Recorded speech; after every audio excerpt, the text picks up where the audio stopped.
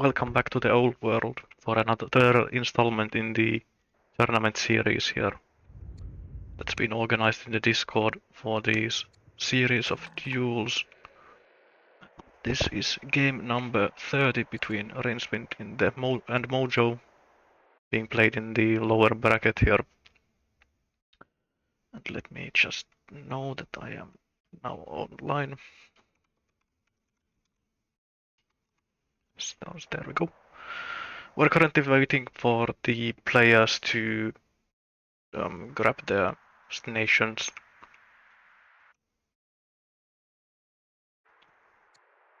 It's OBS deciding to not work again. Let's see.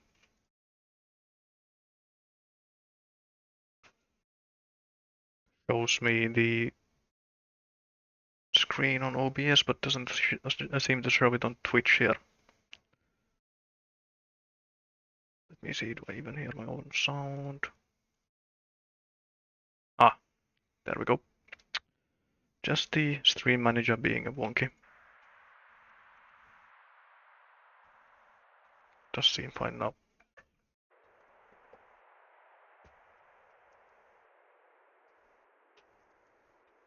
So currently waiting for the players to pick their nations. So Rincewind picked a map, decided to go for a ultra-wide coastal rain basin, dual-sized, and so Mojo is currently deciding which player will get first pick and which player will get second pick. The players are currently pondering over that in the Discord. It's a mirrored map, I believe. Yep, definitely mirrored. So dual ultra-wide with a decent amount of sides. I counted them earlier and I believe it's 18 total. It's 2, 4, 6, 8, and then these are 9 and 10 are in the middle, so it's technically 9 sides per player, but since actually I think this is a very well fortified city. I didn't notice it on first glance. So for starting location, it's a double pasture resource, then salt, marble, wheat, so very balanced resources. Definitely would indicate some nation with pasture resources, though it's technically not mandatory here because there is also wheat as another growth resource that the players can immediately go and grab.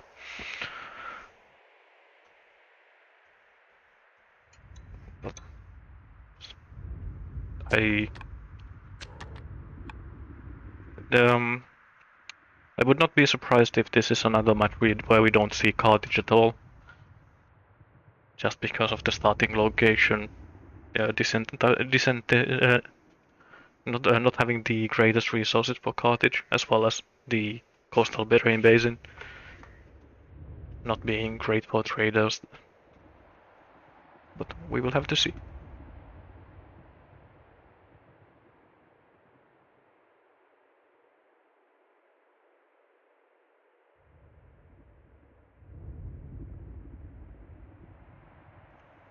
Just checking Discord at the moment to see whether the players are still deciding. So other things about the map. So for geography, there's the rather large mountain here blocking off this first Thracian site. I don't believe there are any possible tiles here. No. So we'll have to get boats for this site. And even getting boats is pretty awkward because you still need to anchor sites here in chain, or rather you need to chain 2 anchor sites here so that you can reach this site. Otherwise, expand is pretty far away, but it's decent. Lots of pasture resources over there as well. Barb sites on the hills.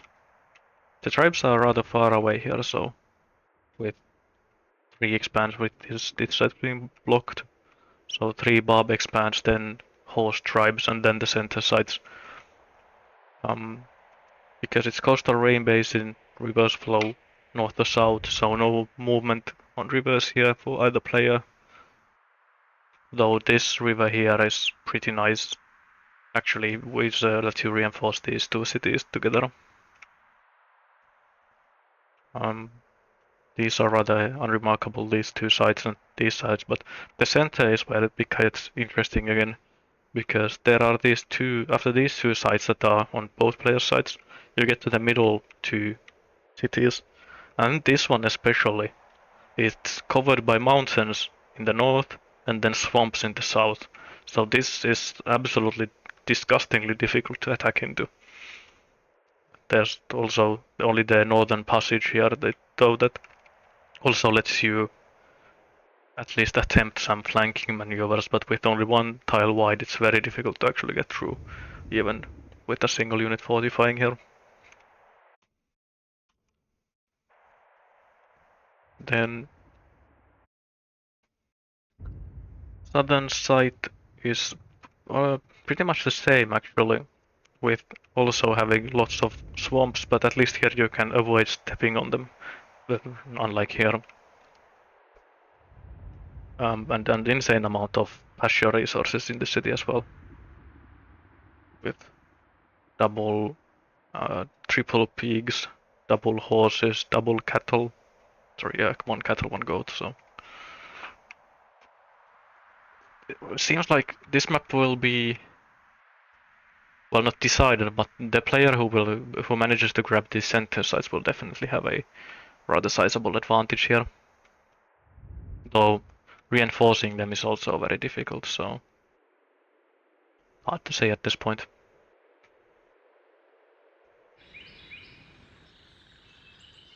Just weird lush tiles here. No, it's not super often you see these kind of fake marsh tiles with barley there. But Mojo is still deciding, so we'll have to wait and see. Just give me the time to take a break to grab something to drink at least, so that's always nice.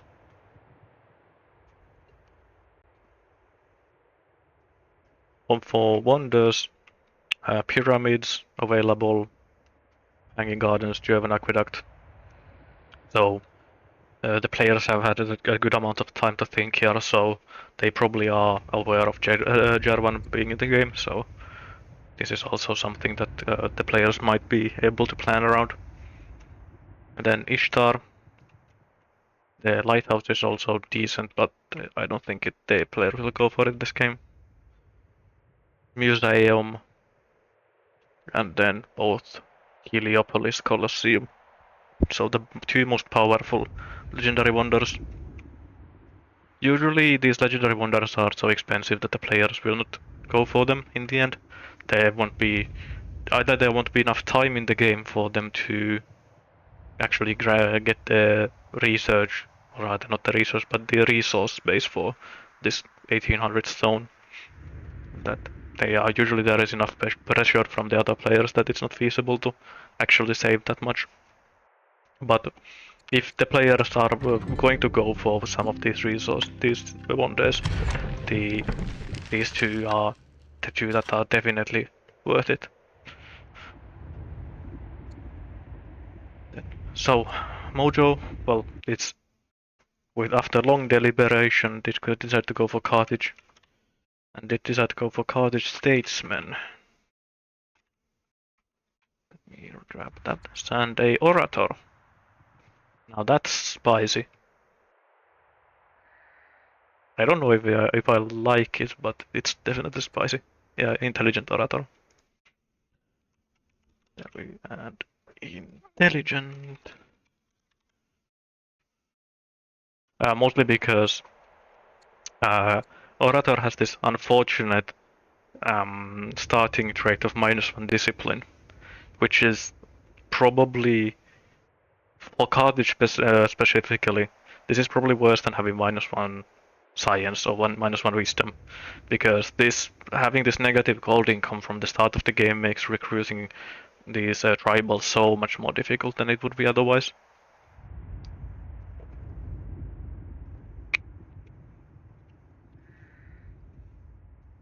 There we go. Now on Carthage. And Rincewind has responded, like you can see here from the nations, which is kind of spoiling. He has went for Rome. So this is Rome. And also statesmen. Both are trying to get the statesman order bonus from this marble pretty early on, I assume. Kind of curious though, as Rome especially. I think I would have gone for landowners maybe. But he has went for a intelligent builder.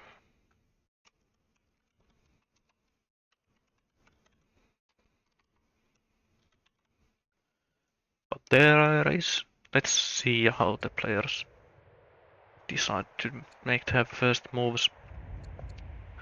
I understand the Rome pick here after you've seen Carthage, because Rome is the best at resisting early rushes with their free training income as well as getting access to champions. But I am kind of curious that neither player went for a nation that had pasture from the beginning. I think I might have been tempted. Though I guess both nations that start with pasture don't get champions. So maybe Rincewind would have gone for it if he didn't see Carthage being picked. Does immediately see the barb side here with the first move with the slinger, so pretty nice. Did not appoint a general though, because he decided to put himself as the leader.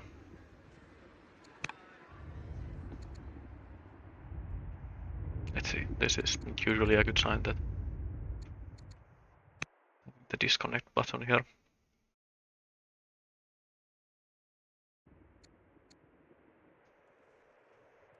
Hopefully Mojo will come back before that and we don't need to rehost. He says that he is currently reconnecting. Rincewind also putting his king on in Rome.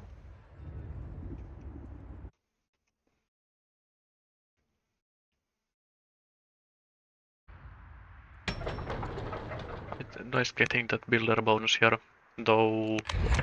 Yeah, Rome does start with stone cutting as well, so we'll have plenty of tiles to improve here. It's sometimes you get into those spots where you start with a builder, but then you actually don't have too many orders to spend on buildings, and the builder bonus is kind of wasted on the very first turns. It seems like the players certainly are fired up. Oh, so this is a very nice play from Mojo. He is very aware that if he wants to clear this barb site before it starts getting extra units out and taking extra turns to deal with them, he doesn't have a general with a bonus to its combat stats, so he just immediately puts Warden on this Slinger, so it still can clear this side without too many troubles. This is 5 damage attack, so this is probably a 6 or 7 damage attack if he goes one step closer. Rincewind also does the same, did grab Besieger, so both players are on top of the first expansion here. Pretty nice to see. It's something that I myself am very bad at, because I never seem to think about it. Or rather, never really thought about it before the tournament, but now definitely much more aware on how the maths work out here. I don't remember the exact percentage, but I believe it was like something like 16% or 17% or somewhere around those lines where you had enough combat strength bonuses to actually destroy this camp.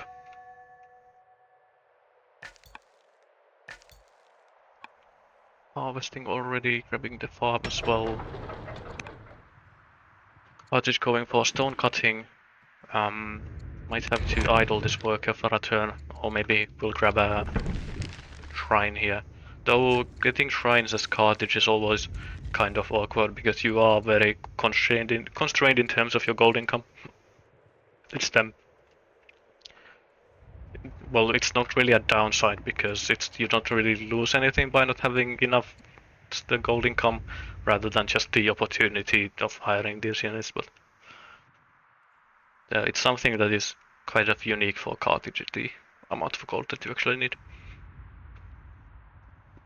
Let's see, any tech 3 marks yet? No, just grabbing stone cutting. There's nothing that strikes immediately obvious to me here, other than the stone cutting grab.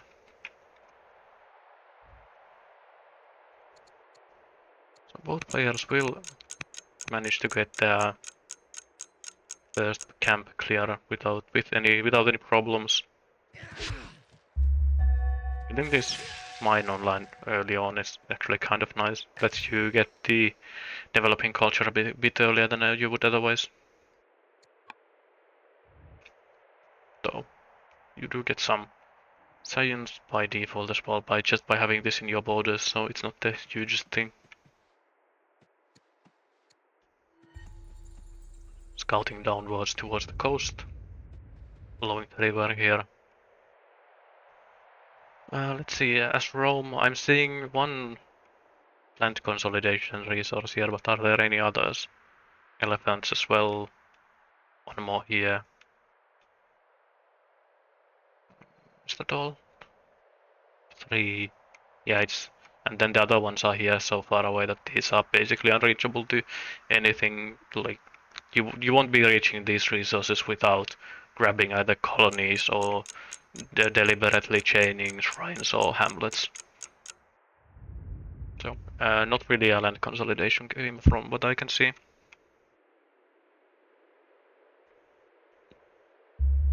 Rome going for trapping is kind of interesting. I wonder if it's just fast military drill. Rather, because out of these three technologies, I think trapping is usually my lowest priority.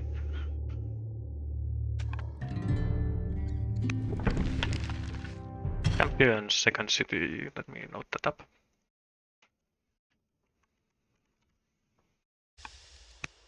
And then come for Carthage. Also clear the first side and we'll also settle it this turn, I assume.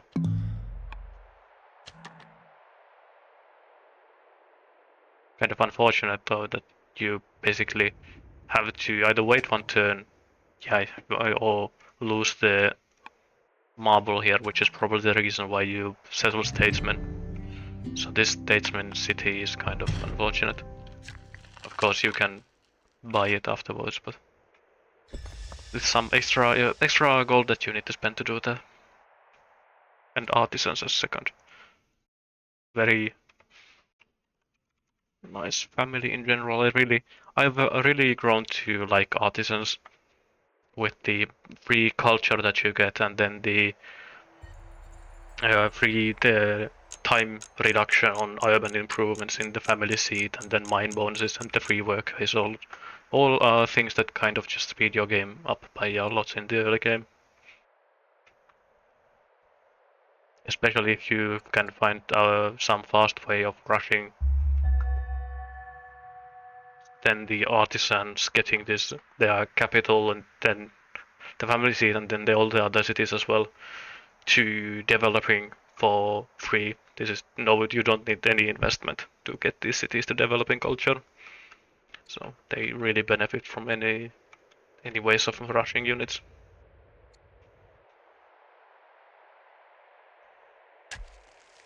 I wonder if Carthage has seen these elephants. I assume he has. But I believe these are also the only elephants on the map. Yeah, I don't see any others. No, there's one more here. So 2 elephants. So Carthage will have enough elephants to basically have no restrictions on their recruiting here, with double elephants and then going for riders and importing elephants in one city. So that's 3 out of this side will probably not get settled, so I assume both players will be working with 2, 4, 6, 7 sides. So 3 out of 7 will be able to pump out elephants.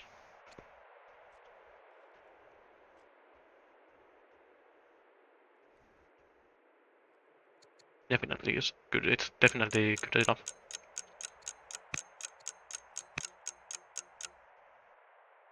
Rome going forwards with the militia and the warrior here. Unfortunate that this was a melee unit, but the thing jumped in the forest. We'll still be able to clear this with no complications. Getting the militia along means that you even clear this in 2 turns rather than 3, so you know you can ignore this unit attacking you. Interesting to see here that what Rome goes for, because this is an actual choice between labor force and husbandry, and even divination. All of these are good techs.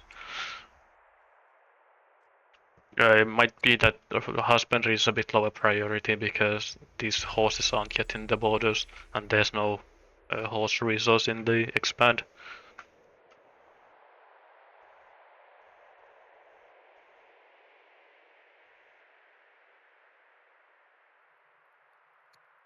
Let's see for Mojo. Rushing forward with the scout. Already grabbing a shrine here. This is the pasture shrine, right? Yeah, it's the pasture shrine for these food resources. Very nice to get. I am kind of worried about this gold income though. It's not you won't be hiring many units with this little gold income. At least you get a mine and another mine here, so you do get the gold income from these once they finish. That you won't be completely broke. It's not one of those maps where the only gold sources on the map are from landowners' farms that you see in some games. It's one of those things that you don't tend to think about before you actually run out of gold, is the potential gold sources. You can always sell resources for it, but in these matches where you don't have any undo, you are time limited, it's very difficult. Like having to sell your resources to get gold without it being really inefficient is one of those things that you'd rather not think about if you can avoid it.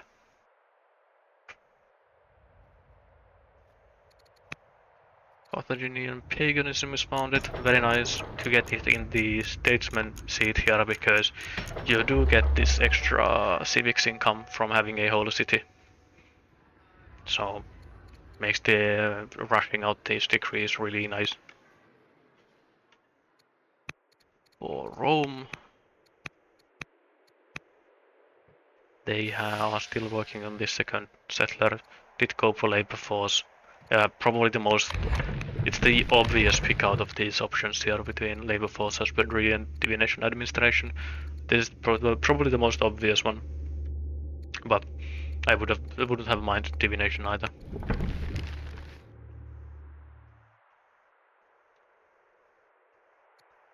Would not be surprised if Rome goes for freedom in the beginning here to rush out his first settlers and workers a bit faster. Carthage will also clear this site, but is having a bit more trouble because when Rome has on his first unit, I have to swap POV here again. So Rome has Besieger, which meant that he could attack from this forest into this tribal site and take basically no counter-attack damage from the ranged unit. Mojo has to struggle a bit more because he has Warden, which means that he would have needed to stand on this urban tile and then be in real danger from these barbarian units. So we'll have to take one extra turn to clear this out. Doesn't matter in the total number of barbarians or really in order expenditure either, but it's something that it will mean that this unit takes a bit more damage and we'll probably need an extra turn to heal. Nice though that because he will manage to kill this unit in 2 hits in return though.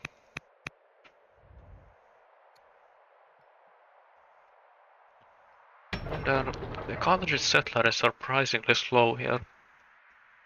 He must have done something in between, I think. Because Rome's settler is almost done already. Not like there's really any difference in improvements. So I wonder what the project that, or the unit that Carthage built here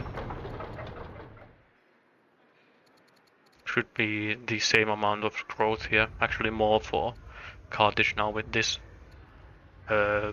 plus growth shrine in the capital.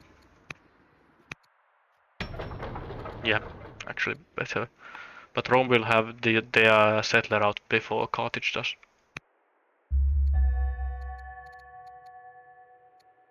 Running influence already on the family heads.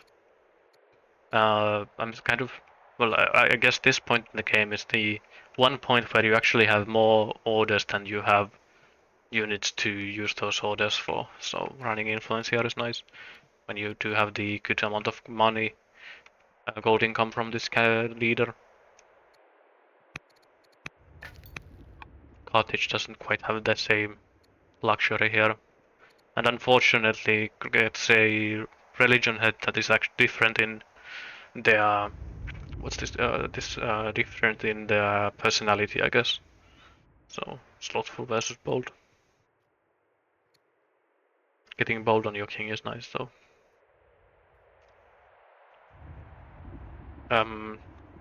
Yeah, especially in this very beginning, bold has even some extra benefit that you probably won't notice on unless you are the player actually playing or are playing putting or are having really close attention on what the players are doing.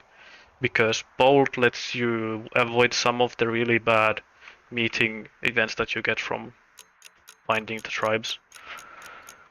Because bold does count as strong, and you need strong for some of the more annoying tribal events. There's one that is something that you either lose legitimacy or have to pay an outrageous sum in tribute to the tribes, and bold lets you completely avoid it. So something that does tend to come up every so often. But I don't believe Carthage is playing this very conventionally in a way. Hasn't recruited any tribal mercs on with either legitimacy with this orator or with gold. So just kind of playing a vanilla civ with this, just with some extra civics at the moment.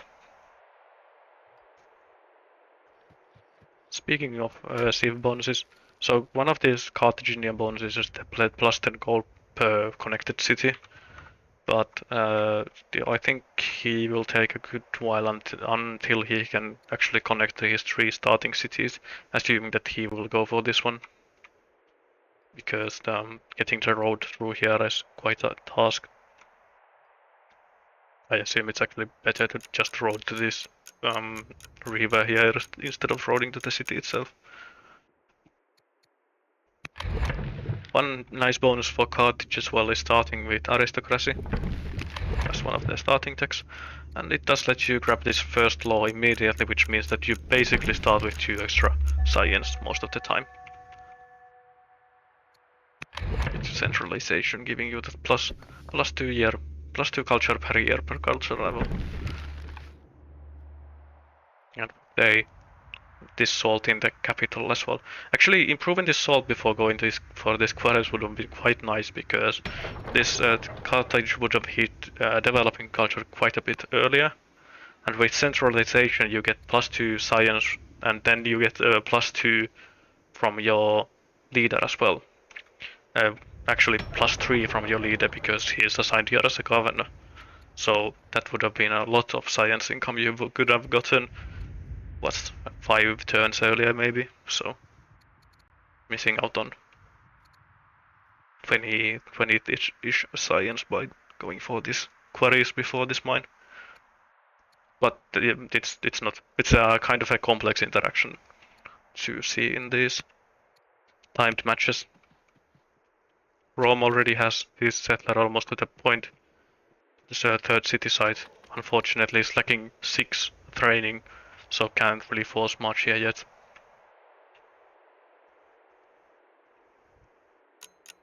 Lots of choices for Rome here. I think you can justify basically any family here. I assume it's landowners, just because he is still missing landowners, but could be anything. Even patrons here wouldn't be terrible with this gold. I know that if I see this city site here, I think I'd... Well, I will click landowners because landowners is the best family, but if I didn't click landowners, I'd be tempted by... There's this ore here that you could reach if you want to. If you, as Rome, especially with hamlets, you can chain hamlets to this. Hamlets and shrines here. Ah, yeah, did go for patrons. So actually, no landowners for Rome. Quite rare to see. So let me mark that up.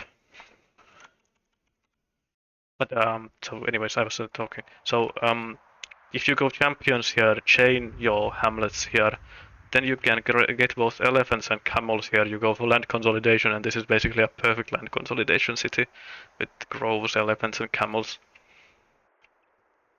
But there aren't that many land consolidation resources in the first cities here to actually justify it, I don't think.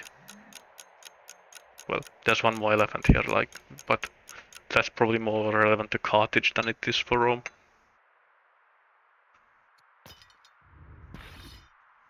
As a commander general here, unfortunately doesn't like the king, so a bit of negative combat stats. But getting a steadfast, fierce hero on your first champions family unit makes just clearing all of these camps incredibly easy. You can just two-tap all of these units with the commander and the hero.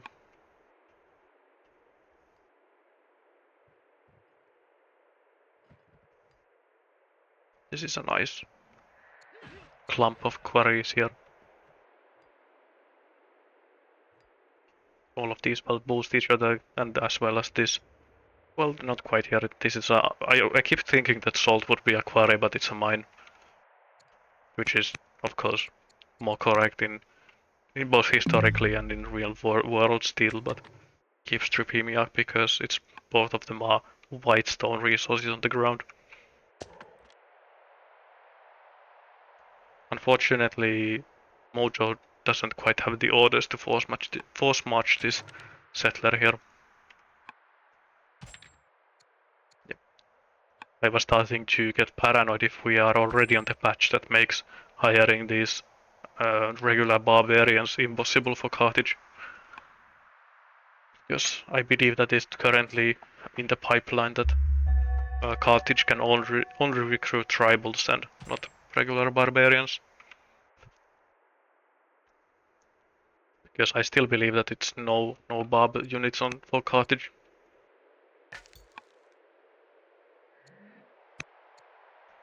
Makes me question this orator pick. Not that, I mean, orators have some really nice bonuses, but the tribal mercenary recruiting is the defining one in my opinion. It's just the plus happiness per year is nice, but you don't really notice it. Right, religion opinion is actually big, yeah, and especially with these extra orders with friendly families, because those two synergize really nicely.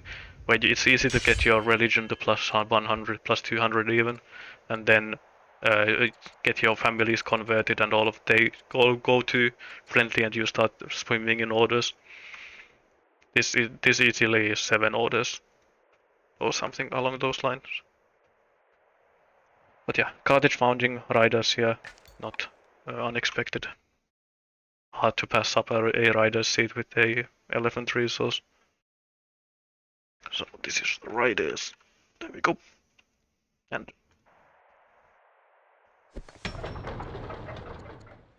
I assume this will also be riders here for this elephant. and then one more rider city in the front to import them, and then you get 3 rider cities then that can just pump out elephants. Carthage is not slacking in these units either, because does have this second slinger here already, so he can double up slingers and start clearing the decent amount of time. Unfortunately, no, it didn't matter in this case. This upgraded slinger isn't quite enough to kill here if it moved forwards by 1 tile. Oh, very nice as well. This is one of those things that you also tend to look out for in the early game if you can, is getting herbalist on your hero units. Means that this unit can heal everywhere and will heal that plus 8 health, actually plus 9 every turn, which means that you never need to back this unit down when you are clearing these barb camps. Might be the best early game promotion if you have a hero.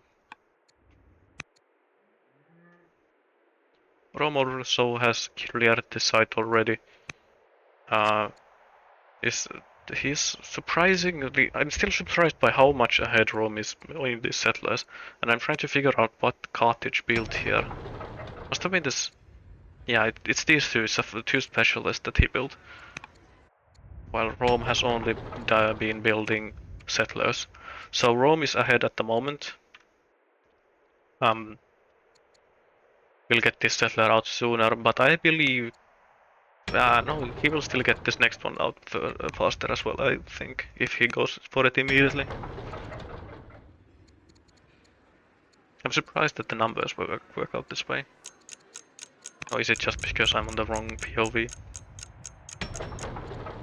No, it's still only 6 turns per Rome, so unfortunately for Carthage, going for these investments in growth, in grabbing the specialist and then building the shrine hasn't actually sped up these settlers at all.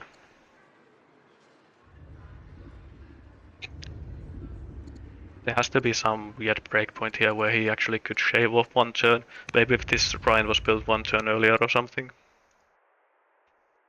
Yes, Sion in chat is saying that he wants to root for Mojo but doesn't want Carthage to win, which is, I believe, a rather common sentiment. I try to be unbiased here, but I have played Rincewind before, so I tend to be biased biased towards the players that I have played but who haven't beaten me too badly.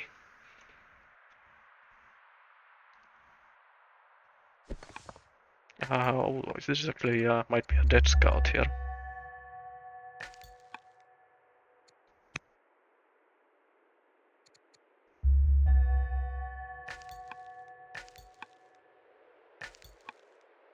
They were talking about if they want to switch to turnstile, which unfortunately doesn't seem like I can bring up now. But let's see if this scout dies here. Yeah, I had to buy orders for a force march here. But still only moved closer to these units. Not really any forest here to hide in. I assume that he didn't see this one. Still would need to buy an order and then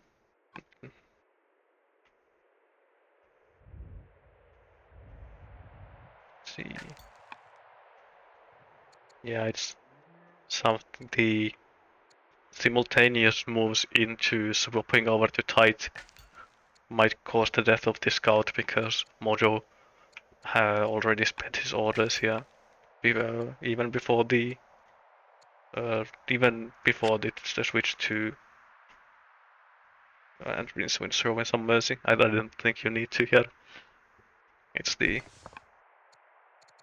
if you make the fast moves in simultaneous can lead to this though. But of course the players are free to do whatever they want.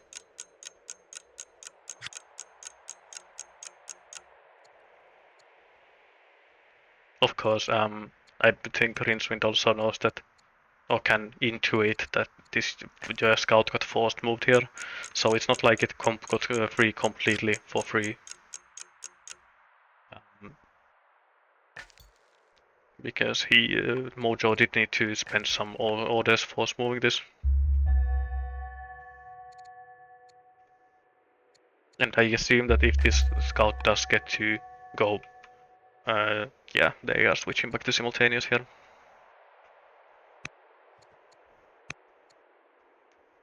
Of course, yeah, even if Mojo had lost the scout, it wouldn't have been the biggest deal, because he does have riders, and riders do give you a free scout in the, immediately. It's a more of a morale loss, and then of course you technically lose the orders that you used to move it here.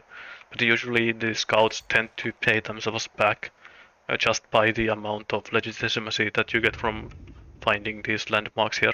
I assume that Carthage has already found these middle ones here.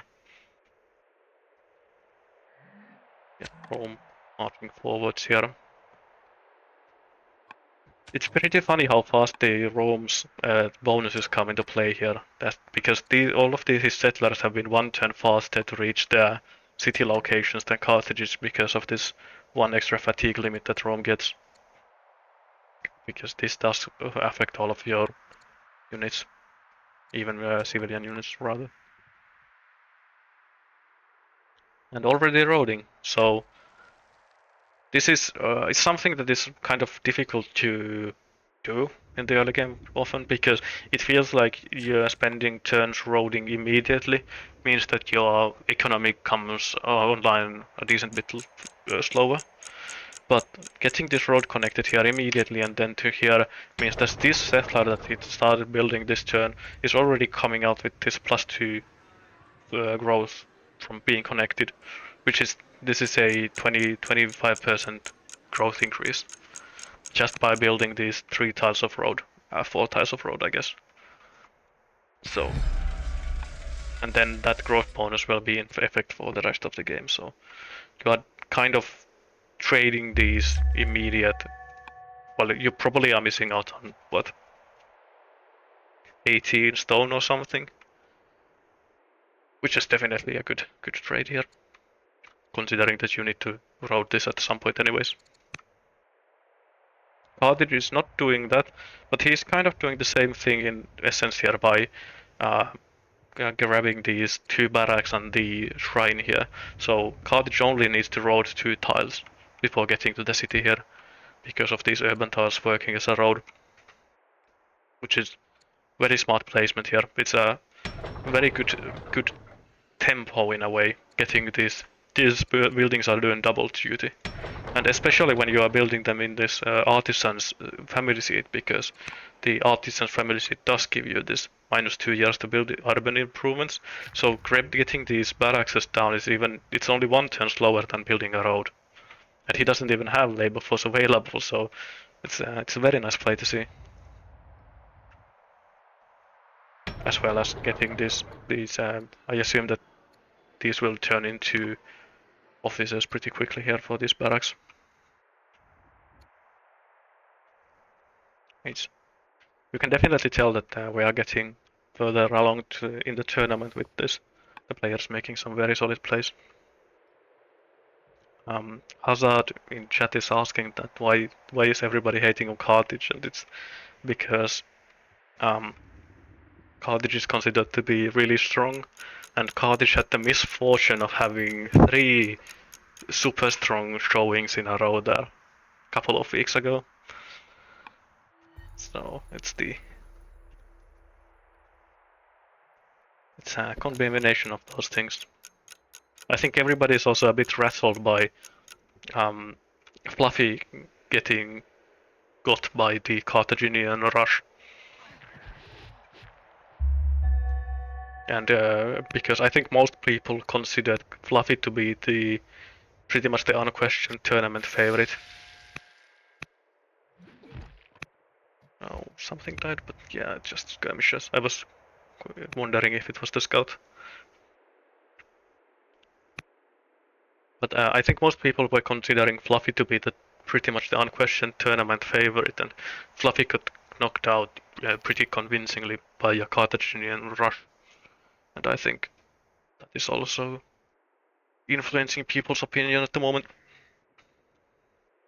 This cartridge doesn't so seem as powerful as some cartridge games do because he's running a Orator as his leader, which means that he has no extra gold income, and he has no traders, so he has no extra gold income from traders either. So buying these tribal units isn't quite as easy as it would be on a continent's map or with a builder leader, for example.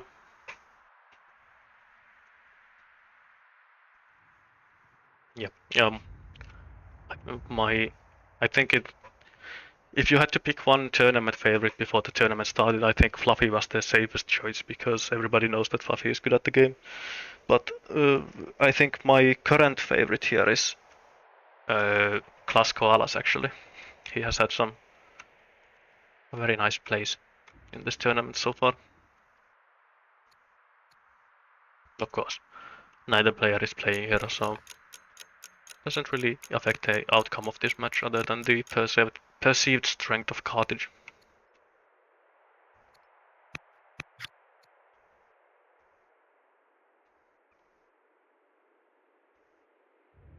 Mojo sneaking into the forest to hide from Rome's units.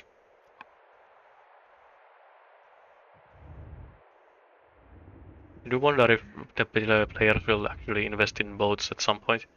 They probably aren't even aware that there is a Thracian camp here before they start raiding them. Which might actually take quite a while because they won't meet the Thracians before they actually start running. Before they start raiding here. I don't remember what turn is when these camps start raiding without any. Ah, there we go. So now Rome popped borders, so we'll see the Thracians. Which means that they will probably start raiding at some point. Yeah, immediate war declaration for that extra legitimacy.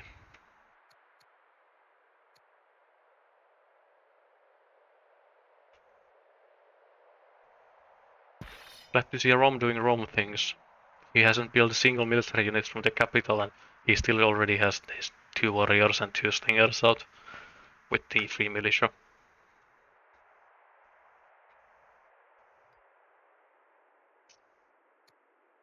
Definitely can see the free trading that Rome gets come into play. Mojo is going for a decent bit slower play here. He was asking what to use his civics on earlier, and I am kind of surprised that he didn't go for. I mean, I guess he can't actually go for anything that gives him laws, aside from this labor force, so. The easy answer for Carthage could be just going for the Hanging Gardens here, even. The Carthage, one of those very rare nations where the pyramids are kind of overkill, where you get the civic savings on starting new laws, and you get so many civics, especially as an orator, that you don't really know what to do with anyways. Of course, later on then you can start rushing out specialists, for example, so I would not be surprised to see this Master Acolyte get rushed out or this Elder Acolyte get rushed out by the civics. These Master Acolytes especially are very nice with this order income that they give.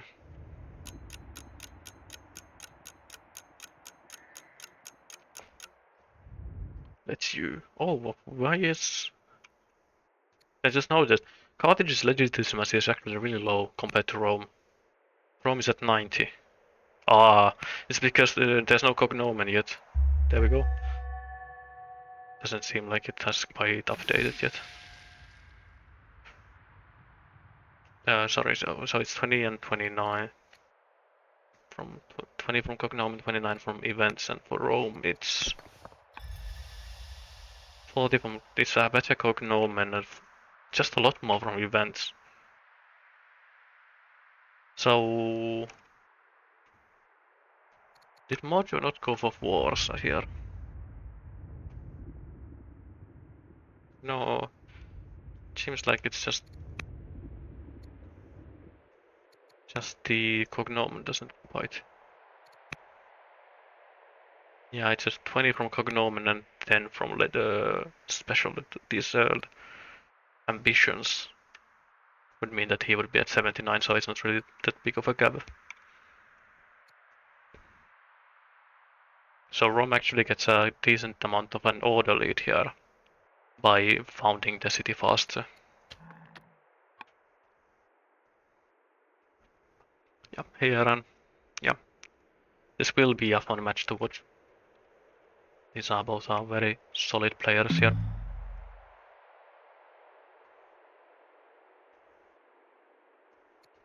Orators are a very spicy choice, I do agree. Especially because I don't think that Mojo has bought a single barbarian yet. Yeah, there's actually no um, there has been no negative legitimacy from buying barbs yet. And his families aren't actually friendly yet because this family would be friendly, but the head of Carthaginian paganism is different to the king, which means that he's actually missing out on an order. The one of the bonuses that orators get is this +1 order per year with the friendly cities.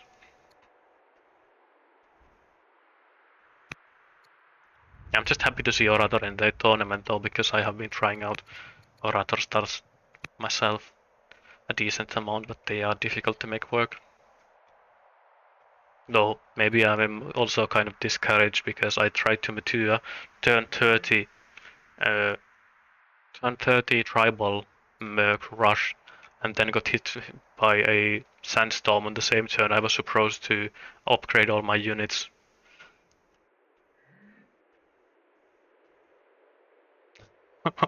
And Hazard saying that at some points he was a negative legitimacy when he was playing at the purple Belmos, which is that's a funny.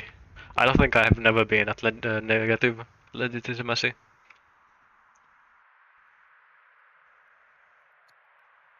Yeah, I'm not sure how likely it is to get to negative legitimacy without negative cognomens, and negative cognomens are usually disabled in these tournament games. Not really a huge amount to criticize here. I think both players have been playing very solidly so far. Rome is ahead in expansion yet, mostly because Carthage is deciding not to use their nation abilities, which is which I think it's both questionable, but also he's more limited by his capability of building settlers than anything else. So even if he bought these mercs and cleared these sites, he wouldn't really benefit anything from that. He'd still need to wait for, well, this settler will take like 8 turns to get to this site, something along those lines of 8 turns, and then even settle this one before he probably goes for these. So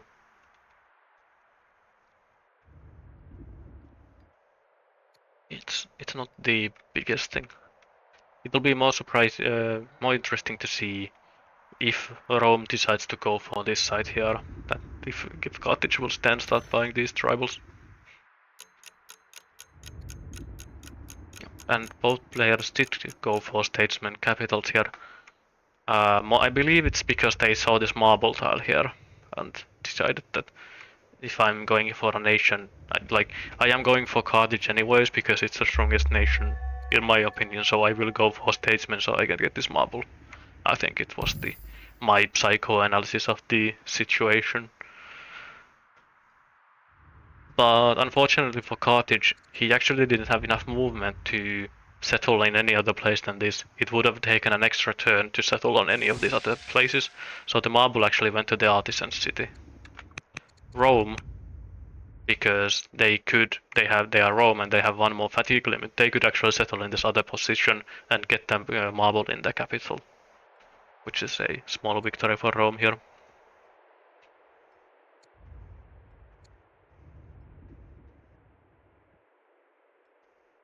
So it was Mojo got first pick and then Rincewind went for Carthage immediately. Yeah, the +1 fatigue has been impactful multiple games for settler movement around, for multiple times for settler movement around alone here for Rome. I believe all of these cities got settled one turn earlier than the ones for that Carthage did, just because of movement. So it's not something that is a huge thing, but it's also 5 or 6 extra turns of build queue time for Rome, which means that this settler is probably coming out. This might be a 3 turn. I think this city got founded maybe 3 turns faster than this city from Carthage. So if Carthage had this settler coming out, it would only come out on turn 27, maybe 28, maybe. Another interesting thing here is that Rome did skip landowners, which is kind of a sacrilege, skipping landowners, but he had the opportunity to go for patrons with this gold resource here and did decide to take it. Might be also somewhat influenced by both Heliopolis and Colosseum being in the game. And I did see correctly, so Mojo did grab this specialist here really early. I believe this was built basically as after Carthage's second settler, maybe. Very fast anyways. And did get a second one here, so Carthage now does have Zoroastrianism. Unfortunately did not get it in the capital. I don't really know if you could get it in the capital. I don't know the logic with the religion spawning, but did get it in the second city. But would have been nice to get it in the capital for this faster decrease. But does now have Zoro. Unfortunately, there's no religion wonders in the game, so there's 4 wonders that I consider to be, 3 wonders that I consider to be religion wonders, which are let me pull them up here in so one of them is the yard. This is needs, actually can be built anywhere adjacent to mountains, but this gives 20% civics to religions. Then there's the Zig, which needs a holy city to be built, but isn't really a religious wonder any other ways. Very nice in the early game because both of these bonuses are good. And then there's the, what's it called? Is it the Jebel Barkal? Yeah, there we go. Just had to think a bit. So Jebel Barkal, which gives temples. So if any of those are in the game, it's an extra reason to go for religion. So while I'm a big fan of getting religion out early, it seems quite a bit of tempo slowdown for a pretty marginal bonus here. Yeah. And Aran is saying that the players will probably start considering wonders pretty soon, but the kind of unfortunate thing for Carthage is that the 2 wonders that are likely, or the best wonder here in the weak category, I consider to be the pyramids. But the pyramids is kind of unnecessary for Carthage because they are already drowning in civics. They could start rushing out stuff in this city and it would be a decent amount of wisdom. Ah, of course. I'll have to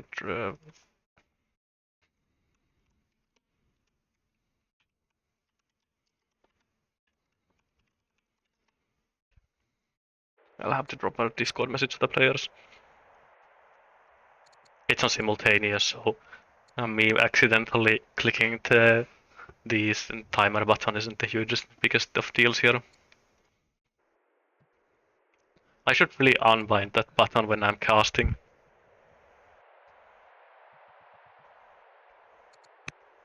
Let's see, what is Rome doing here?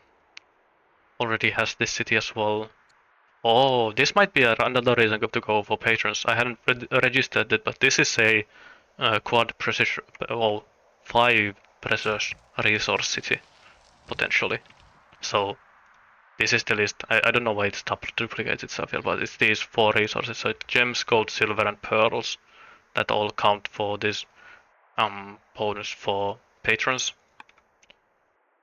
So this is a plus 125 bonus culture in this city potentially,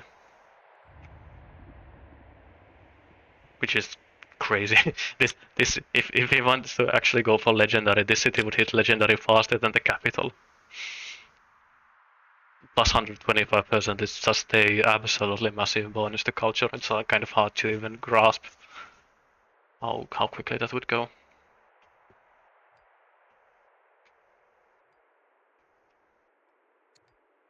But Rome does have, let's see, take a quick look at the text. So Rome did grab divination, labor force, now husbandry. Hasn't marked anything, and this isn't really hugely. These are kind of all just good early game texts that don't really indicate any specific rush. I do really like getting husbandry as Rome if you have the chance, because your unique units come with melee unit, or rather infantry melee units that are kind of good against range units and melee units, and only cost iron. So grabbing chariots is a really nice bonus for those units, because chariots let you go after ballista, and they don't consume the same resources as hastati. So building a mix of hastati and then those chariots is a really efficient army composition. And of course there is a possibility of Carthage going for the pyramids just to deny them from Rome, but Carthage is currently at the problem with that they are not going for labor force here, they are grabbing other stuff beforehand. So they don't have the resource base really to go for any wonders at the moment. Rome is much closer with this 200 extra stone that they have in the bank. It's one of the things that can happen with the artisan family, is that if you have urban buildings available to you, you construct them so quickly in this artisan city seat that you actually can easily outpace your stone income, even with 31 playing a completely reasonable stone income in this early game. It's just getting all these barracks and this garrison and these shrines out so quickly. It's very taxing on your stone income. Yeah, this is just a lot of barracks. Baron. It's playing, casting this game that has a lot of Latin names into it makes me want to use barracksai for multiple of barracks. Though barracks probably isn't from Latin actually. It's etymology anyways, doesn't make any sense. If I start complaining about languages, I will never stop.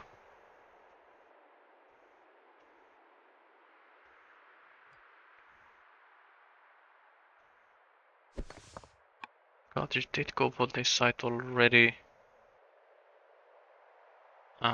Is Rome?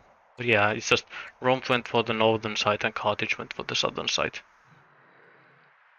I'm not sure if the people here were present when I was talking about these middle sides. So the map is split in two basically by this middle mountain range, which is really interesting because it has this hidden path here up north. So I need to disable that too, so that my camera doesn't jump around. So there's this hidden path here which is one tile wide, which both players can block if they feel like they are threatened by it. And then there's the middle side with the Danes, is surrounded by this big marsh and these mountains. So fighting over this side will be absolutely nightmarish.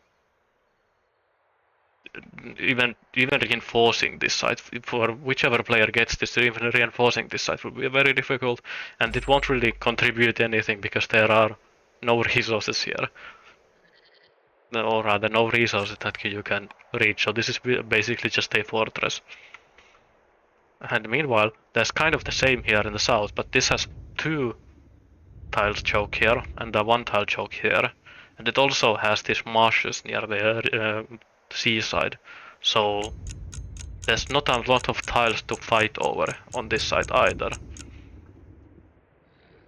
Lots of possibilities for marsh farms though, so I am always happy. Someday people will actually start building marsh farms if I talk about them enough in these casts.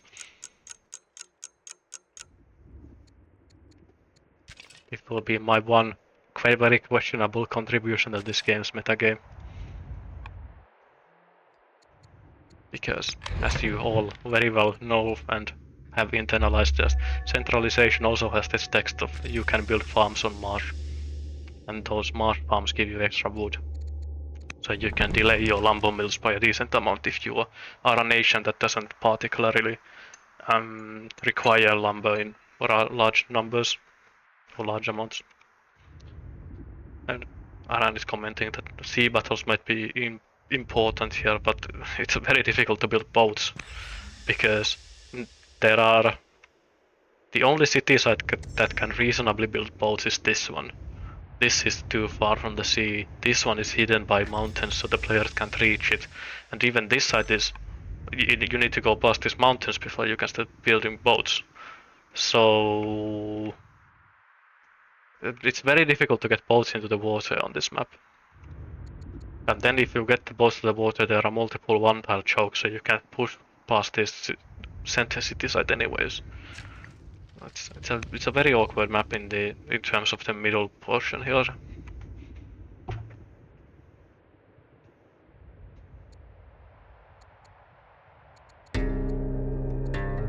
Unlucky. What's this? It was the old religion head, I believe.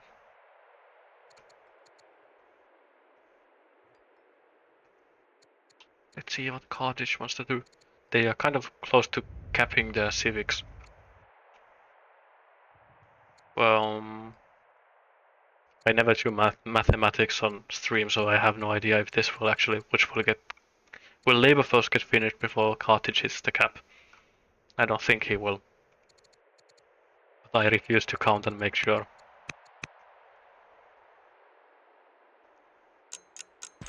Meanwhile, Rome is kind of consolidating here. 2 settlers in the works, building specialists in the capital.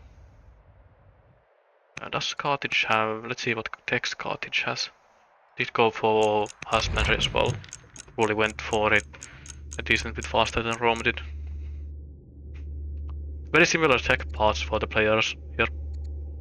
Also because they both are a non-science archetype, so their science is very even. Carthage is in a bit of a lead because of these shrine specialists that they built.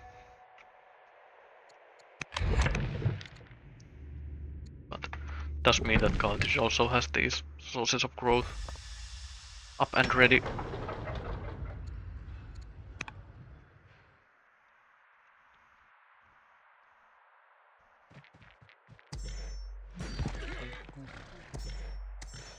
Getting raided by these Numidians.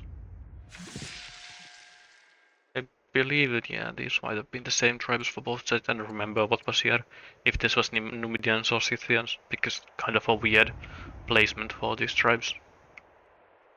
Having the one tribe on the northern sides and one on the southern sides.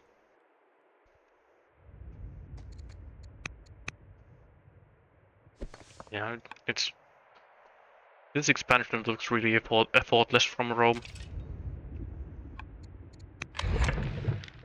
Oh, he even got the event spearman. I don't remember what exactly gives you this one. I assume it's the mercenary spearman event that gives you this one. There are 2 events maybe that can give you spearmen for free. Well, not for free, but without needing to grab that tech.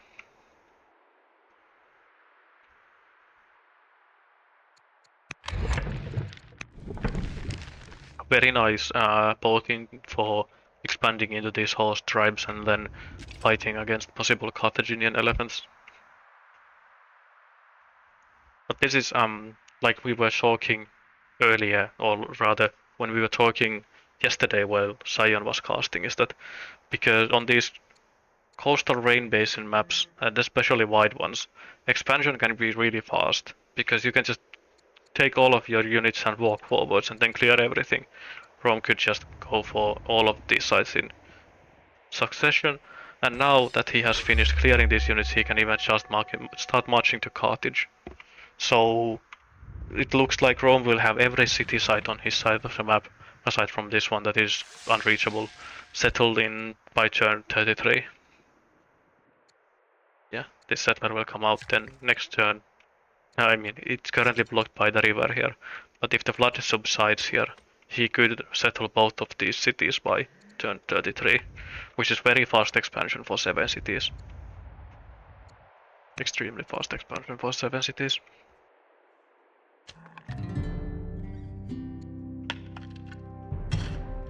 But it's also getting the rider city here. Also already going for 3 riders, so I assume this will not be a rider city here. Probably artisans then, just so you can get your culture faster. Because we have seen a couple of games where a player has went for multiple cities of the same family, and that being a rather big downside in the long run because of the discontent penalty you get from your cities. The discontent from a single city isn't too bad, so one level of discontent is minus 20 opinion. But if you have 5 cities from a single family and all of them are getting into the discontent levels 5 or discount levels 6, and you are starting to get that plus 100 or rather negative 100 opinion from all of those cities, it's very difficult to keep families in line at that point. Unless you are landowners. Because landowners get a lot of positive opinion from having the most cities anyway, so you can kind of counteract that. From grabbing navigation.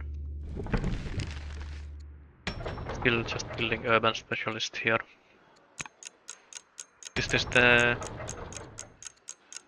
I would not be surprised to see a festival here, followed by another rancher to grab Judaism for this is where I like grabbing a religion if I can at this point, when I have this, the expansion is basically done here, so there's not really a huge opportunity cost in delaying anything anymore. Not that Carthage isn't really far behind in expansion anyways from Rome. Rome will have settled this east side of the map by 33. Carthage will have settled his side of the map by 40, I think. 40 if he doesn't road this way. So it's 8 turns difference also. Pretty big in percentage, but not a huge amount in actual turns.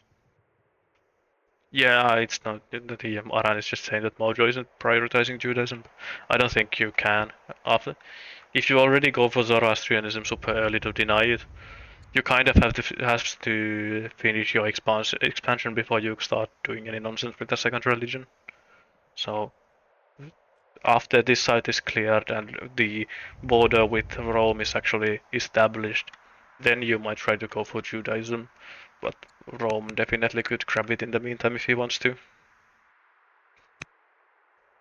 Actually, let me check this one though. Yeah, there's no specialist there, and there was one other was no specialist here either.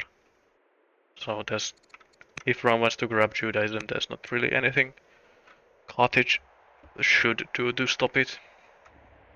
Actually, one thing I wanted to check from Carthage. Yeah, he's still one turn away from labor force because he grabbed a lot of things in between. But he will have this road completed soonish. Actually, no, this is a granary and not a urban improvement. I was wondering why it was so slow in the artisan seat.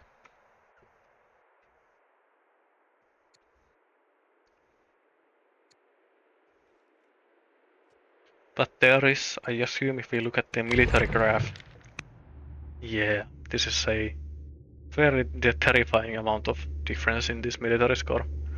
Of course, it's also because Mojo hasn't bought any tribals, so it's also a true military score in the sense that it's not inflated for Carthage. Like sometimes when Carthage buys a lot of these mercenaries and they are facing a nation that has champions, like I assume that this is the starting warrior, but I assume these are all statesmen. Yeah, the steadfast. No steadfast here though. I assume these are also steadfast. Yeah, look at this. This is just... If Carthage actually had bought multiple tribal units, these slingers would just absolutely massacre them. But this is a scary amount of units here for Rome. I was kind of curious by the really early trapping pick for Rome. But I think it makes a lot of sense to go for these slingers instead of warriors, because once you hit 4 laws, you will end spam Hastati out anyway. So you don't really need warriors at that point, so you might as well go for these slingers. And then they are kind of useful even after you get Hastatus on the field. Hastati on the field. It's the unfortunate laws of Latin grammatical, whatever, Latin grammatical correctness hitting here again with Hastatus. The plural of Hastatus being Hastati.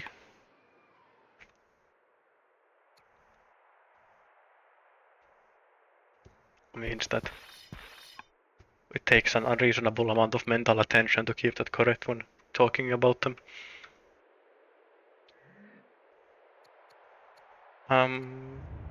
Rome has also spent a lot of their stone again. It's funny though that Rome has used all of their time building out these slingers here, so that they have a strong military force that they can either use now or upgrade later. While Carthage, also in the second city, they have just built these massive amount of barracks here, but I don't think they have built that many military units out of the city.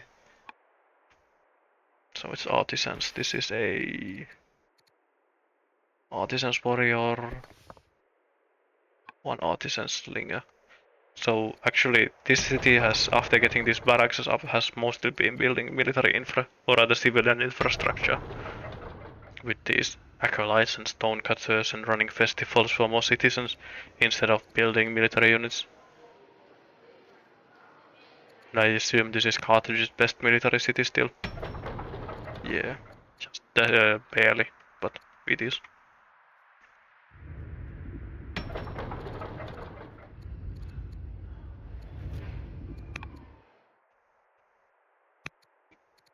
I'm kind of curious to see, has Rome built any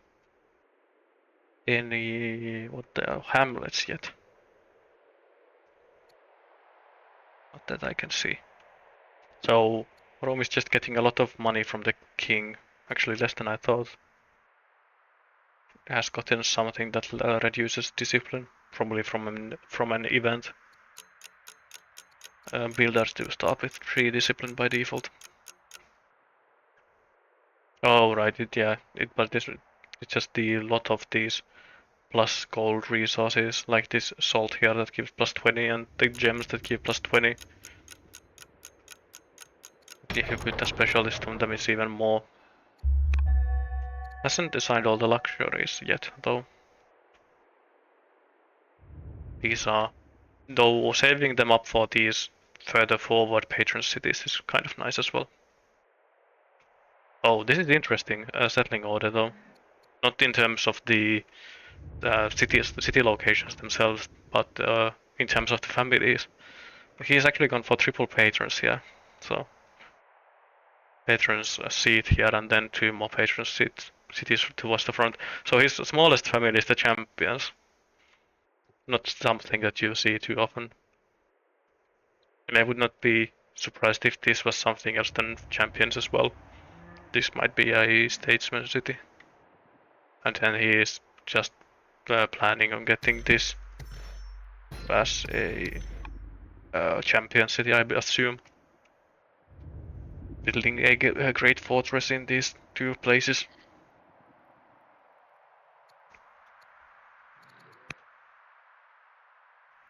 The scary thing is as well, I don't know how far, actually let's do this way, so how far has Rome scouted? Rome hasn't scouted past the midway point, so has no idea what Carthage's military looks like. So if Rome had scouted towards these Carthaginian cities here, he could see these 4 military units and be... Well, no, you couldn't still be too certain to go in, even with the spearmen. Bit unfortunate in that way. It's Rome just has a lot more military strength, but a lot of it is still far away. So this fight here, 4 versus 4, would be in favor of Rome until Carthage buys, say, mercenary, and then it would be in favor of Carthage after that, I assume. Though Rome is bringing the settler forwards, so they definitely are planning on trying to get this site.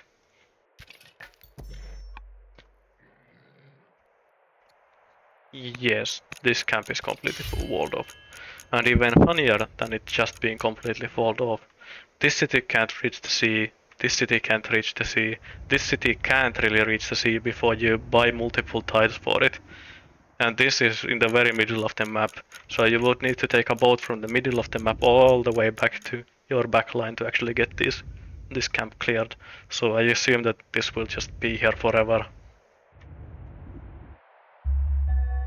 I assume. So there's actually a decent reason to try to get peace with these Thracians if you can.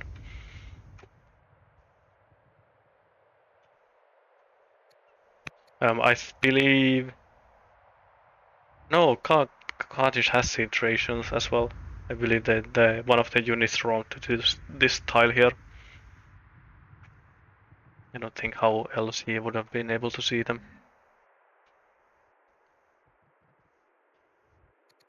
But the Danes actually love Carthage. Ah, because they married into the Danes and have a Danish kid. Looks like a second wife. Yeah. Both in actuality and then married late. But does mean that Carthage can fire some of the tribal alliance events with the opinion being plus 200. And if you ally a tribe, it lets you... Let me pull up the article here as well. So it's tribal alliance, I assume. So there we go. So you can spend money to fund cities in tribal settlements.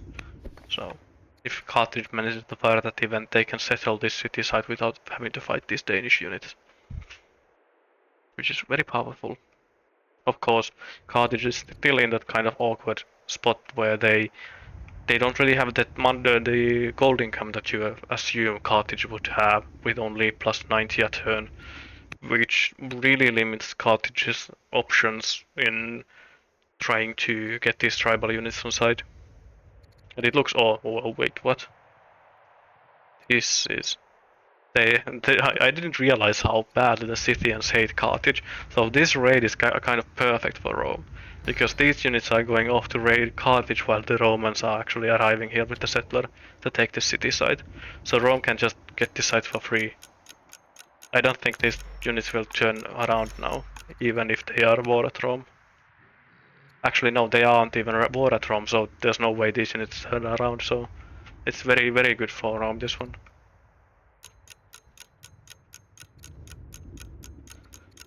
Because the tribal area works in the way where they rate the player that they have the worst opinion with, and in this case it's pretty clear they hate Carthage way more than they hate Rome. Yeah, that's a reasonable request. And I'll grab a quick drink break here as well.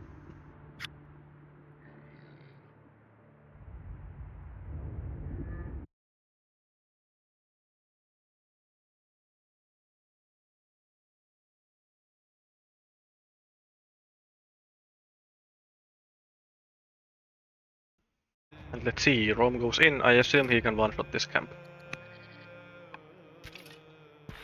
Yeah, easily. Steadfast is no joke. And then he can even get the settler in. And it's very difficult to contest this city site here with the tiny, this one tile choke and this two tile choke that leads into a marsh. Very difficult to contest this site.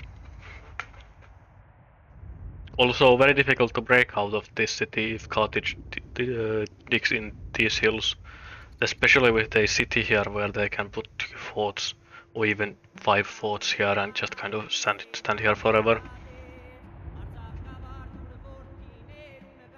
I'm very curious to see when or how the players will break out of this middle stalemate area.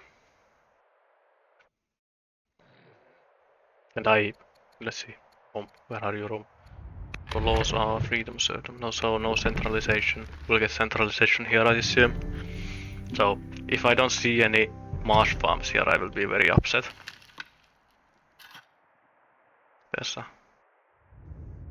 Even here, because you even get a pasture here, and pasture does give this plus extra 40% for farms, so you could get very good farms here.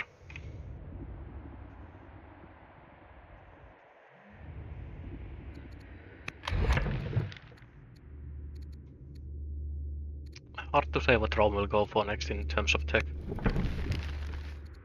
I assume that it's just 4 laws for now. 4 laws, military drill, and then something else. And the question is that what's the 4th law? I assume it's just rhetoric. I don't think anybody will be going for coinage anytime soon.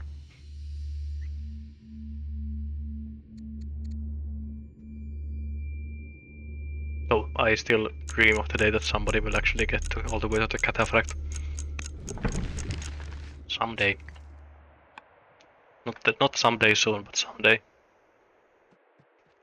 Rome has been very diligent about roading. This is lovely to see. I believe all of his cities are connected. Yeah. Every single Roman city is connected already by turn 36. And even better than being connected, it's just also that it's not just a connection via river, but it's actually a connection by this road here. So you can even march your forces here without any trouble. And I assume this worker will be even roading to this city here in the middle, so Rome can reinforce this really easily. Carthage hasn't managed the same. He started very well with building this urban area between the cities, so he could spend on save on roading, but then he delayed labor force by 10-12 turns and seemed to have forgotten about this road here. So none of Carthage's cities are connected. Which might not sound like a huge deal, but if you count it for Rome, so because Rome has all of these cities connected, which is 6 cities that Rome has connected, Rome is getting a total of plus 12 base growth per every turn before modifiers. So that you can think of it as Rome getting enough growth for a worker every turn. It's basically, or rather, not quite a full worker, but half a worker every turn. Extra growth. And you can always translate those extra citizens to something. Even when they don't do anything, when they are just standing in city idle, they do give extra orders. Well, it's a negligible, an irrelevant amount of orders basically here. But if you once Rome does get manor or finds good places for these citizens to go into, they will end up maturing this bonus growth that Rome has gotten so far. It's easy to miss, but it's definitely it's an impactful amount of growth across your whole empire. Especially with a good amount of civics banked for Rome as well. So Rome could start rushing these specialists if they want to. Speaking of which, Rome is actually 2 turns away from their second pasture specialist, so Rome will find Judaism in a couple of turns.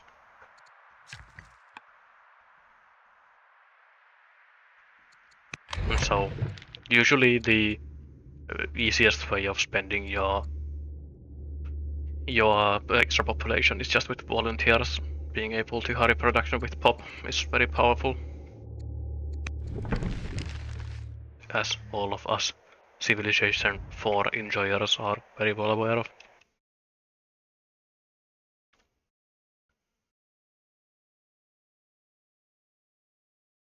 So let's see.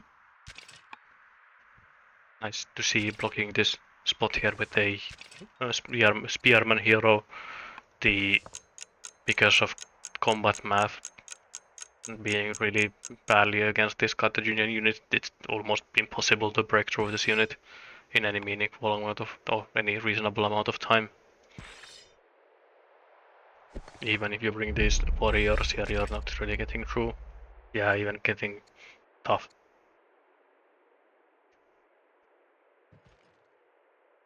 Oh, actually, not just fortifying, but actually trying to push forward here as well. Does see that there's the Carthaginian units here in the choke, but sees that this site is still held by the barbarians, so Rincewind realizes that there's an opportunity here to, if not actually kill anything, then at least forcing this Carthaginian slinger to retreat. Now the scary part is that this warrior might be dead. There's a non-zero chance that it's dead. But it's not a free kill. 7, 10. You know, doesn't seem like he can kill it even.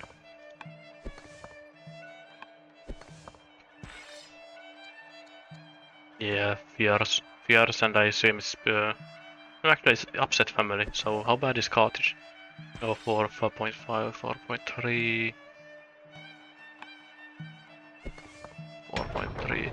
So Carthage even has the better opinion here, but still not enough to kill this warrior when it's standing on a hill scrub tile. Does Rome's leader have something? No. Very nice traits though. Inspiring, intelligent, steadfast. Will die next turn with severely ill and doomed. But still a lot of value was had from this leader before he passed away. Now this is probably one thing where Carthage does have a real advantage. Is well, we'll see next turn better. Carthage is at 43 science per turn. Of course it's because of intelligence as well, so if we mouse over it, can we see how much it? Well, this is from the king himself, but it's yeah, it's 4 from the intelligent in the capital plus 2 from the intelligent, and then multiplied the king. So this king is also 10 science probably by himself. Might be even a bit more than 10 science per turn. But Rome is the same amount here. So when Rome's king dies, there will be a decent amount of time when Carthage has a science lead here.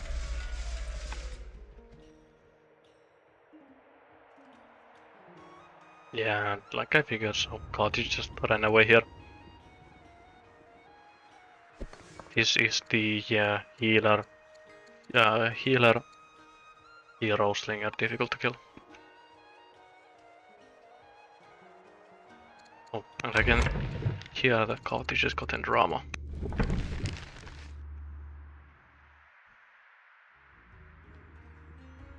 Whenever I hear that song, Festival of Dionysus, it makes me want to turn up the music to 11. It's definitely my favorite original song in the game.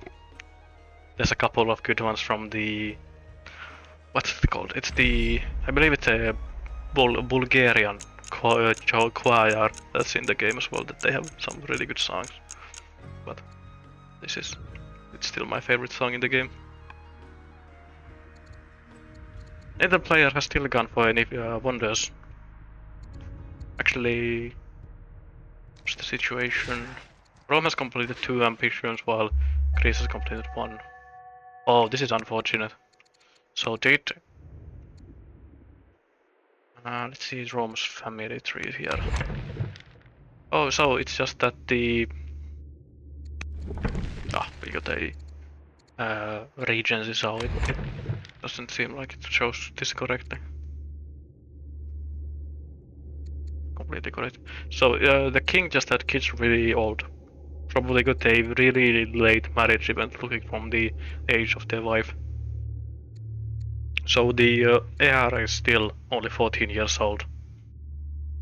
So there's a decent amount of regency. It's 4 turns of regency here with a mediocre hero as the current leader.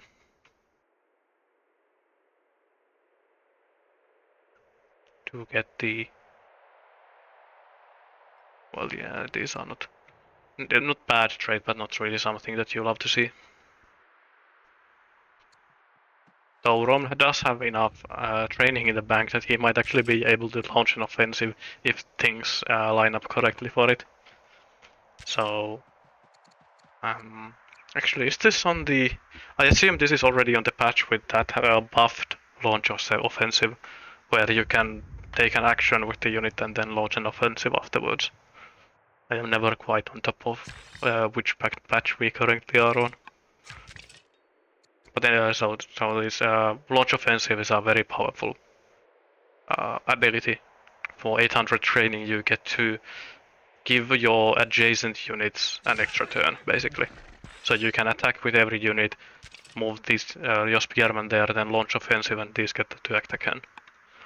It's usually when you think of how you win fights in strategy games, especially works in basically in RTS and these turn-based as well, is that you try to concentrate as much force in as a small space and in so small time frame as possible. So you take all of these units and you kind of just punch through the enemy front line in one place in one turn.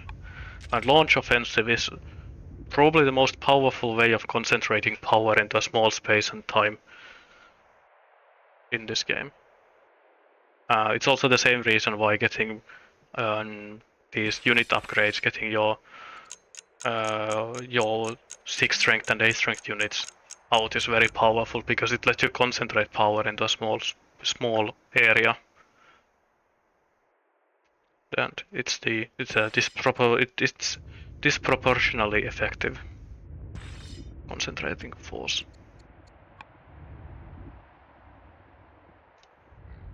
Kind of a basic thing to note, but it gets even more amplified in Old World because of the order system, where moving 1 8 strength unit is twice as effective as moving 2 4 strength units in terms of orders alone.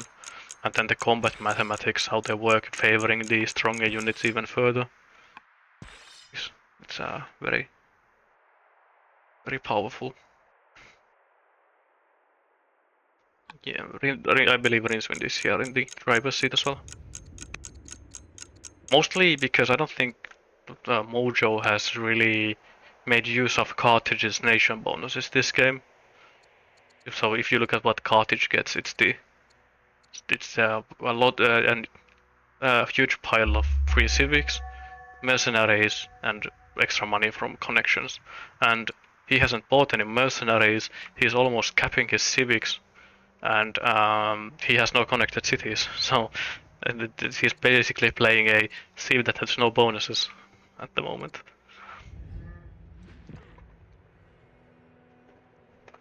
While Rome's bonuses being just this simple fatigue limit on training. You can see the training. It's this pile of slingers is from Rome's bonuses, this huge army. And then these units getting so far forwards in a good time is from the fatigue limit, and the cities are from the fatigue limit, so Rome has definitely spent made very good use of their nation bonuses. Also has done the pretty common thing and has completely disregarded policies. I don't think there are any policies on the map, which is the Rome starting tech. Now the only thing that I need to, or Rincewind to do to make me actually truly happy is build a March farm here. Yeah, did go for centralization though, so he can do it. Otherwise I would have said that he should swap to centralization and build one here, just so that I can approve. Oh, but here's also one thing. Because Rome's old king died, who was a builder, and the new queen is -1 discipline. Rome is actually really negative in gold income now. Which is it probably will fix itself somewhat soon because there are these money mine resources here. So if he gets mines and specialists on them, it's not really a huge thing here. But it's there's in this moment, Rome's economy is really cramped in a way where he doesn't have much playing room to move resources from one to another. So I might actually slow down his follow timing by a decent amount. For he has one, two, yeah, only 2 garrisons, 3 garrisons. Well, 3 garrisons is not a terrible amount of garrisons for these units either, but trying to get a follow timing with this 150 cost Hastati that with -7 income currently is very. Getting these mines isn't enough. You need what do you need? You need like 450 iron banked when you hit your 4 laws to actually start building those units in a reasonable time frame. The income is kind of secondary, but so that if you have 450 iron, so you can build a unit in all of these cities as soon as possible, then then you have kind of succeeded in your timing. Somewhat unfortunate maybe of loss for Rome here. Roll all the high cost ones from the available ones. Phalanx is a good call though, just because you know that you are playing against Carthage, and there's a chance of both Numidian mercs and then elephants afterwards. With a mirror map, you can be certain that Carthage has access to elephants from at least 2 cities, so it's not like you. Nice. The Mojo complaining how these new players are putting too much effort into playing the game, which is understandable.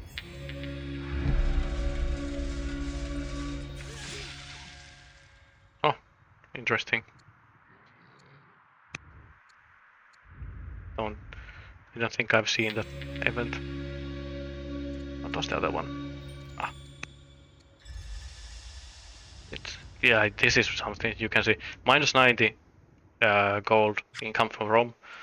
-61 stone sold to cover debts. That's kind of not great. This might look might look at this +78 stone income and think that this is definitely enough to get strongholds up. But with this negative gold income, it might not actually be true. It could be that he will have to do something weird like spend a lot of orders chopping and then selling the wood to actually afford the stronghold after he hits follows. Though delaying your 4th law by getting this phalanx might actually be kind of a not as a bigger thing as it could be for Rome because his economy couldn't support those hastatus anyway. Well, he could build one hastatus but not multiple hastati. Let's see here. Rome definitely being on the military footing here. No current improvements being constructed.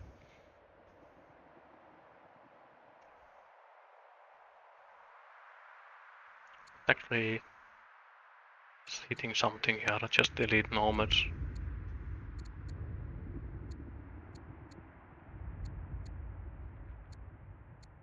Did create slavery in the last turn. Must have been a very slow slavery, or then this might be. Oh no, it's not adopting slavery. It's swapping from freedom to slavery, which is a smart play. Definitely a very smart play. Makes this status timing much more likely to actually happen. Also, it's something extra to sell to the negative gold income. So the new queen is a tactics student, but doesn't look like she has been completely tutored. Only two stats at level at age 15 usually means that you have missed one training. While Cartridge's AI is actually a commander. I wonder if Mojo has been watching my commentaries because I keep talking about commanders being powerful in the mid and late games. It's usually there's been a pretty clear hierarchy in terms of what military archetypes the players have been going for, and Zealot has been by far the most popular. It's just the ability to rush with training is so incredibly powerful, and then you get the movement bonus, move fatigue limit as a bonus on top of that. But Commander has this. It has a lot of kind of hidden bonuses, which is that it might be because it's both on the same line, but this plus 10 EXP per year for all units is basically it's plus 1 training per year per unit. You can think of it that way. If you'd buy the upgrade by itself, you'd have to spend 1 training per 1 EXP.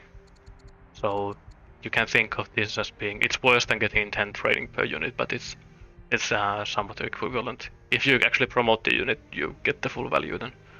But there's also the plus 10% combat defense here, which is surprisingly meaningful if you are fighting in your own territory especially. Because when you start stacking those bonuses, these 4 strength units, like this 4.7 strength unit, actually defends as a 5 strength unit against basically all of them. And then these units do no damage to it anymore, because of how the combat math favors the unit with higher combat strength. You start hitting those breakpoints where these slingers and these warriors can get really tanky. And really tanky in a surprising way. Oh, I don't like this. This is ambitious. I'm guessing it's because of this nomad here. Gives a sense of security to the slinger.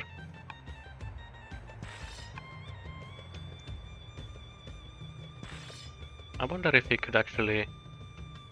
Yeah, this is a strong unit with Highlander, Brave, Bloodthirsty Commander. Unfortunately, I think Carthage has another warrior.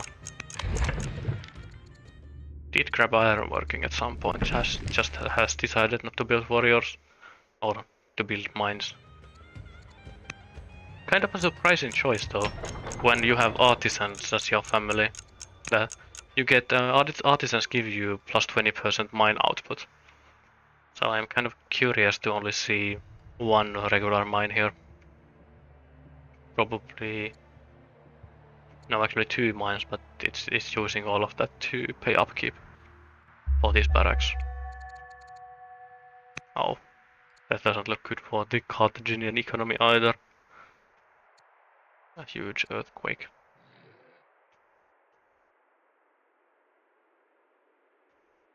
But the Danes are looking to cause some trouble for Rome, moving from the central site.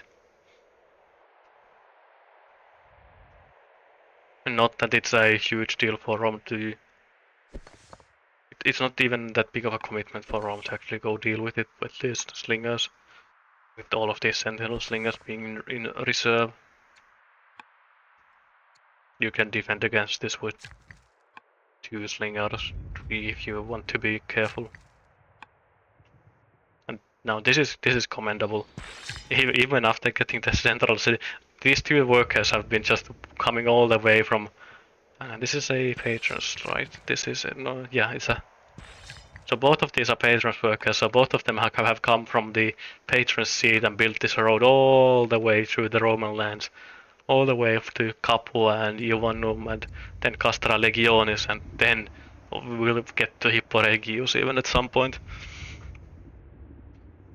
Now, if this was a 3-worker train, Sion would be incredibly proud, but I am still very impressed.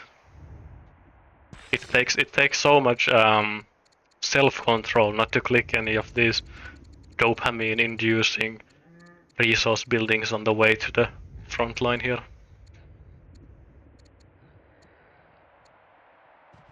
Oh, and Rome did get the second rancher, so it should be Judaism next turn. With 2 ranchers in the capital, and it should force it to spawn in Rome, I assume.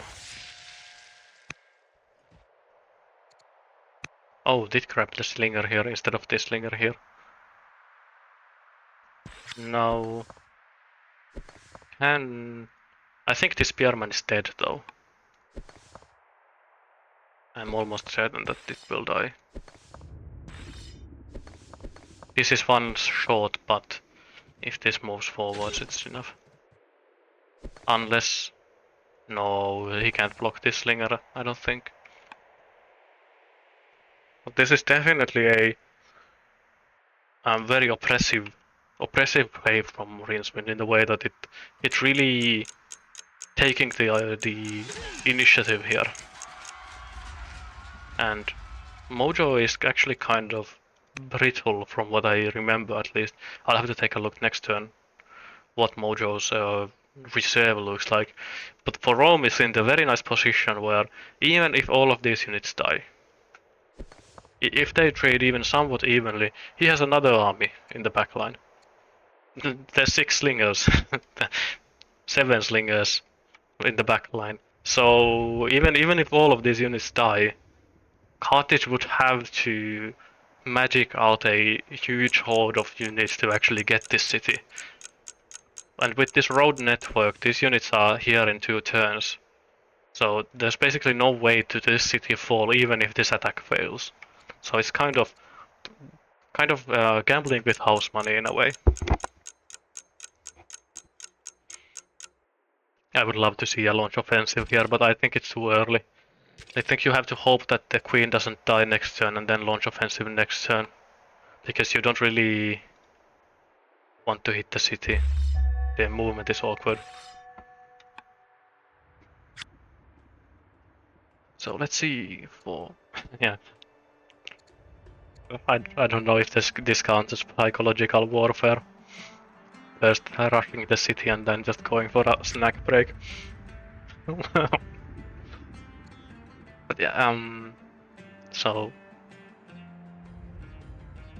let's see. Rome does show as much stronger for Carthage and as similar in tech, while for Rome, Carthage does show as much weaker and competent in tech.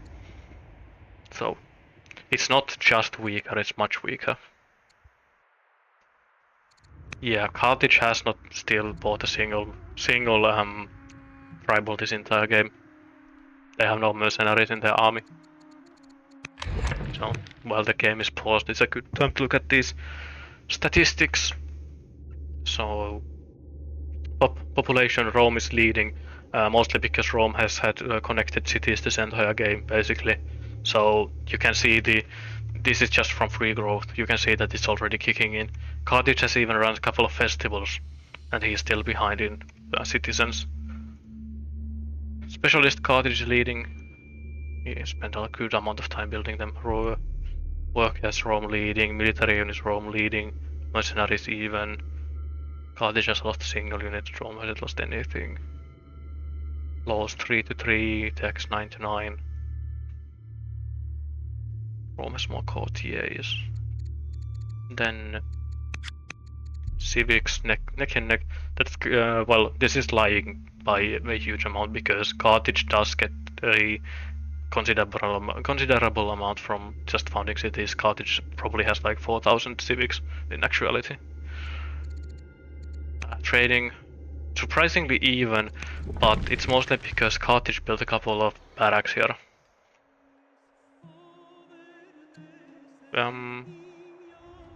looked like a very lucky earthquake though. Hit 2 mines, quarry and a couple of workers. So it could have been a huge amount of destruction here. But it only basically hit a mine. Build a warrior here. I don't think Mojo fully realizes that this is a hero queen on this unit. Because if you know that this is a hero queen, you basically have to kill her with any cost, and you could have killed her with this thing. With all of, if you take all of your units and hit this unit, it would die.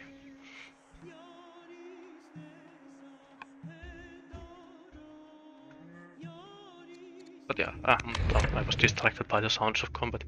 So Carthage is actually kind of doing very well in terms of training because of these barracks in this capital and the second city, actually in the third city as well. But you can just see how much the Rome's free training kicks in with just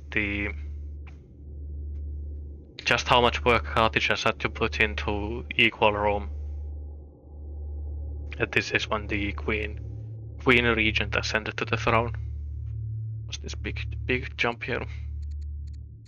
Science, pretty even. Carthage is leading overall now, with the Rome's intelligent king dying. This is where the investment in early acolytes is in this jump here. Orders, Rome is leading by a decent amount. I think it's just because of legitimacy, because Mojo is a orator, and orator does have this bonus of getting +1 order per year with friendly families, but it's just that he hasn't had quite the family management hasn't been on top of things. Converting the Vasids to Zoro paganism when the old pagan head was still in power would have pushed them to friendly. Could be a good amount of orders.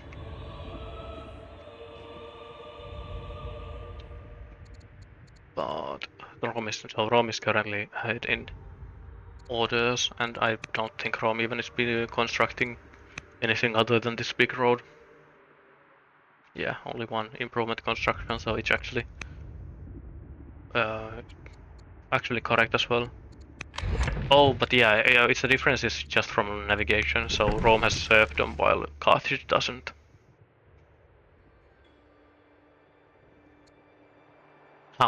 Another unfortunate breakpoint here for Carthage with missing 2 science from getting steel this turn.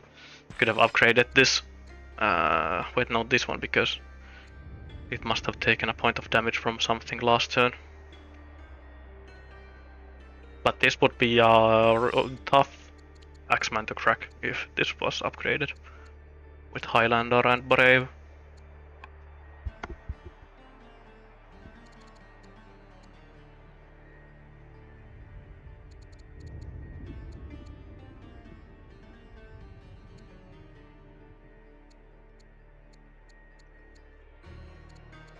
Let's see. Carthage also got a ranch specialist here.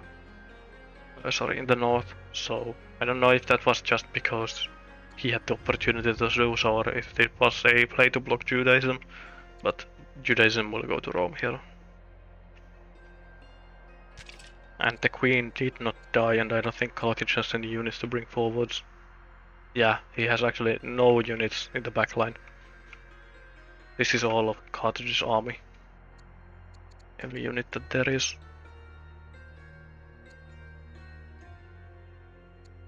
And well, there's some red in the build queue, but not a huge amount. I've been very impressed by Rincewind in this match. Has been doing some very nice moves. I even like this. This is the Rome starting scout is here, so he has already built an extra scout and he is getting yet another extra scout. So he will have 3 scouts to move forwards here. means that he will have basically complete vision of Carthage with these scouts. Yeah, and it does feel like the earthquake in Carthage was an omen of doom. Sometimes playing this game makes me understand how easy it was to be superstitious back in the day before we had um, like actual measured science and like formal education to teach us why things happen. But it's like easy to see that you get attacked by a rival or something goes wrong, and then you get hit by a natural disaster, and it's like it's an omen. We are all dead. It's doomed.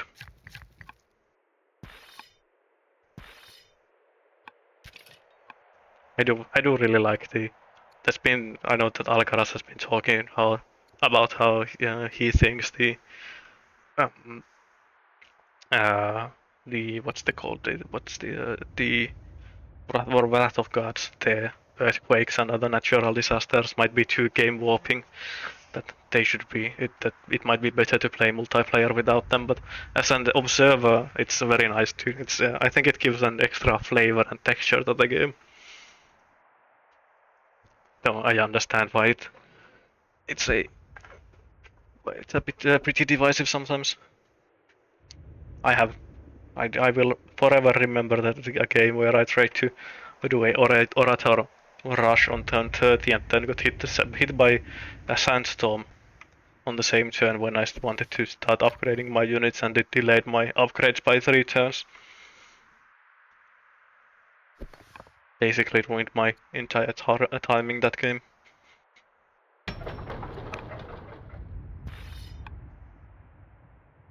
But it's a fond memory. Much more memorable than just having to admit that I lost because my opponent played better. Actually, that game might have been against Rincewind. I don't remember who. Yeah, I think it was against Rincewind. Maybe that's why I remember that game so well at the moment. But I'm very impressed by this rolling. This is probably the standout play from this game. I think Rincewind has been playing this very well in general, but this road is just standout to me. A true Roman logistician at work.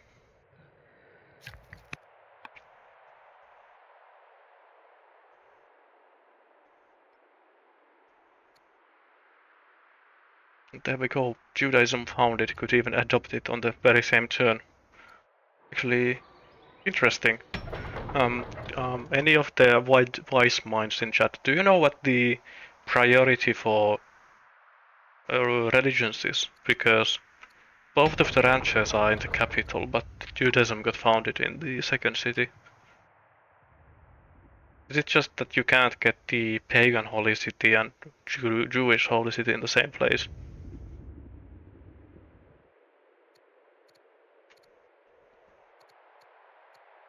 Because I'd assume that it would go to so it prioritizes non holy city, non-capital cities.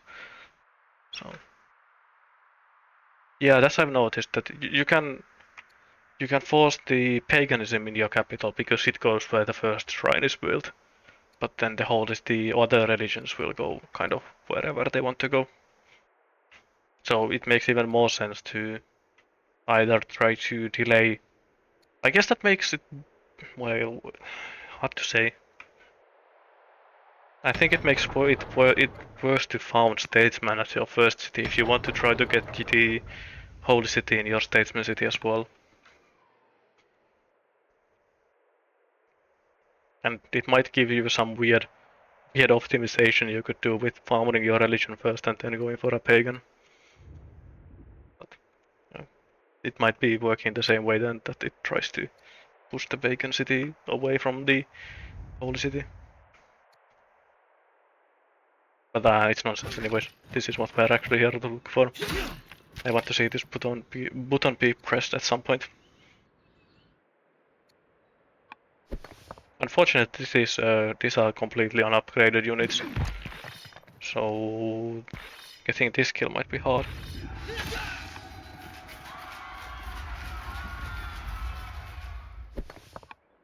And you could force match this unit here as well. Let's see how. Yeah, now this is something that I call completely on the same wavelength. So this is definitely a launch offensive. This has to be a launch offensive. If there we go. Hey devs, this should have a voice line or like some kind of a roar or something, like a war cry when you press launch offensive.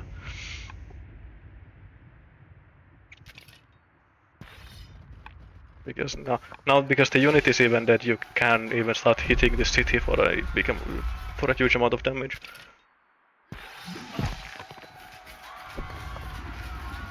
Unfortunately, the zone of control prevents you to getting from these to these slingers, so it's kind of you probably will lose some units here, but you will threaten taking the city because you could do this next turn again with 800 training banked. And I think you could take the city next turn with another launch offensive. If Mojo suffers a momentary lapse in judgment and refuses to kill the Queen's unit. Yeah, it should be Ahoy. If it's a Scion voice line, it definitely should be Ahoy. Would be the fun option.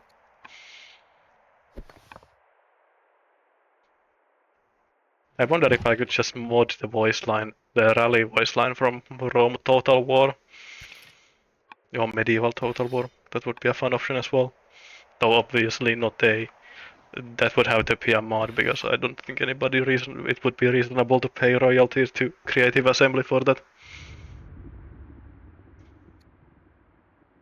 We're still on Rome's turn, so let's see. Yeah, so last turn Mojo had the option of killing this warrior here or killing this spearman, and he got the warrior because it required less actions to kill. And this spear could have been dead this turn already. Actually, we have to check this as well. So Rome, Queen is age 17, so the Queen will actually come of age next turn, right? Is it 18 or 19 for coming of age? Because it could be that the Queen actually steps down before she can launch another offensive.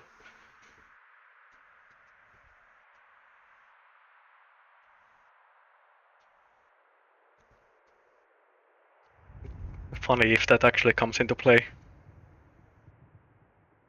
Oh, he's actually a really nice commander here as well. 7 out, yeah. I mean, it's even funnier if you let this unit die and then retire the Queen. Be like, yeah, I did my work. I came on the throne, walked forwards to one city sides where launched an offensive and then retired. But an absolute legend.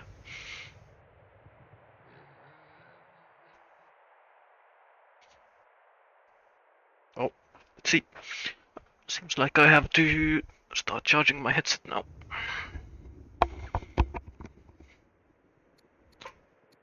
Pondering here if he can actually do something. I don't think you can go under 800 training for next turn for Rome, so you can still launch an offensive if this unit survives somehow.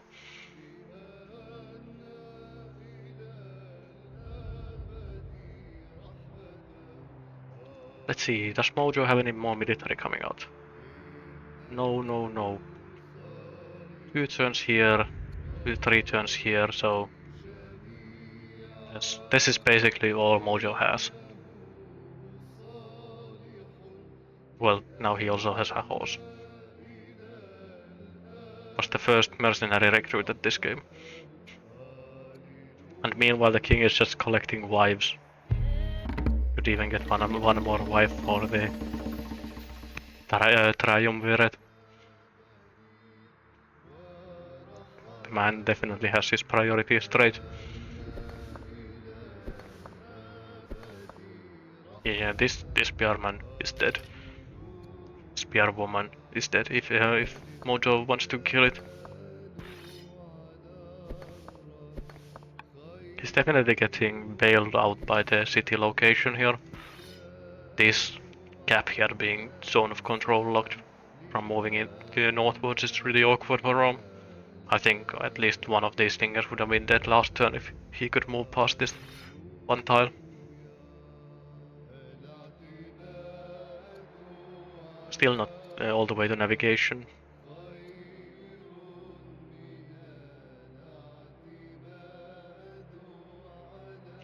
Let's see. Probably doing some math here. Mojo. Also grab this merc here. Unfortunately, most of these are... no, actually not most. Statesman, that's all. I keep thinking that these are from the same family because I can't tell these colors apart. Both look yellow to me. But I think you don't really have too many choices here for Mojo as for tactics. You kill this unit and then you decide if you want to save this unit or try to make some plays with it. Keep it near the city. And I think you can't really run away here because you don't really have any forces to stop the Roman advance even if you run away. Let's see. Oh no. He's still alive. And Mojo has no more units, so there's another launch offensive here next turn. Now the question is, does Rome... It's a much less scary launch offensive here, I think, though.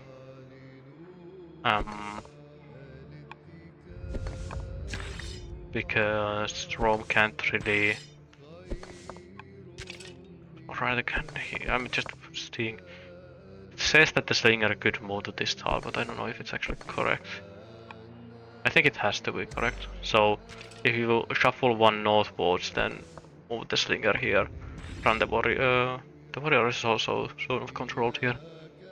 So, you can't get 3 out of this 4 unit on another offensive. But it's not the 5 unit offensive that it was last turn.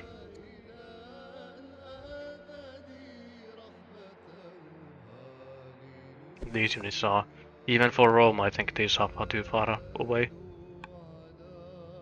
I think it's actually coming to bite Rome that these 2 tiles aren't roaded. He can't actually get these units past this thicket here. Doesn't have exploration, this river doesn't actually count as movement bonus. Yeah, it's... grouping up more units would have been nice, but it's also... It was a good opportunity for an attack. You're kind of... like I said, when Rincewind started this attack, that this is kind of playing with house money. That even if all of these units die, you still have so many units in the back line that Carthage can't really push back against you. You can just run the slingers down here and defend. And they're, even with these mercs in the plate, still very easy for Carthage. He's getting saved by this choke point here with the city zone of control blocking these units.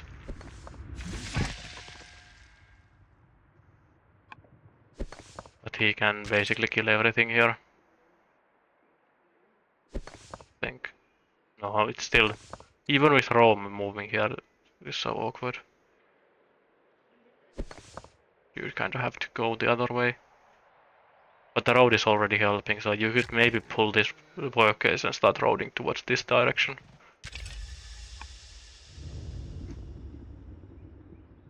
I kind of like this moving the spearman back. Might have pulled even one more tile further backwards, but still fine. Now the problem is that this slinger isn't dead, I don't think. Yeah. It might be that Rincewind is fine with letting these units kind of die here. Because they won't try to die for free, even if they won't be able to break the city anymore. So it lets Carthage to either decide if they want to try to take the slinger out of the city and kill some of these units and keep trading here, or if they want to run away. And no, I don't think neither. I don't think either of those is really a winning proposition for Carthage. The saving grace here is the Numidians that can come and help. But it's not great, even with the help of the Numidians. And I think just so happy to see this settler here as Rincewind. Knowing that it will have to sit there without doing anything for the next 10 or 15 or even 20 turns.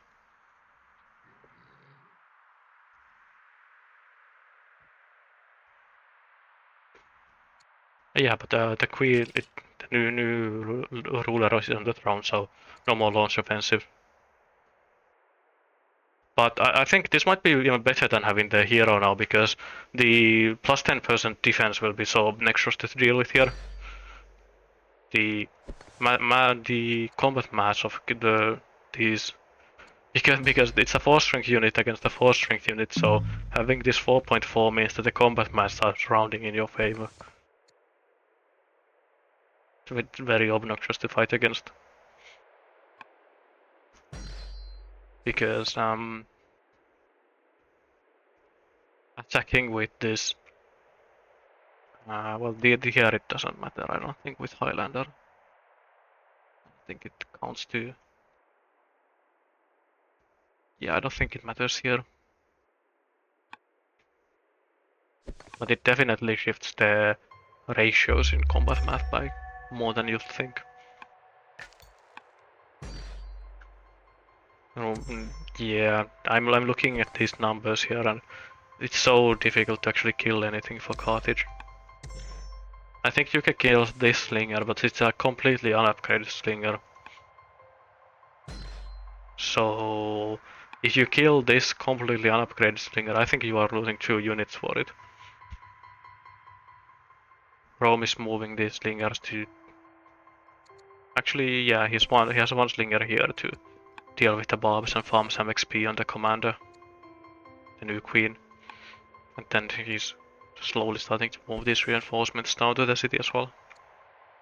So Carthage doesn't really have a lot of good options.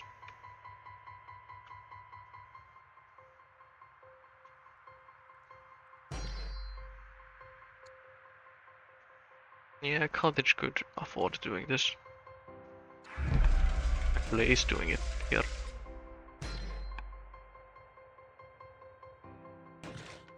Going for getting these nomad troops and then upgrading them into the 5-strength version and then probably even a 6-strength version. And threatening a kill on this one. Yeah, this would be dead if the old queen was still ruling, but with the commander on the throne, their plus 10% defense is actually enough to save it. This means that if Rome wants, they can still retreat from this. Just kind of trade 1 unit for 1 unit and while retreating the wounded ones.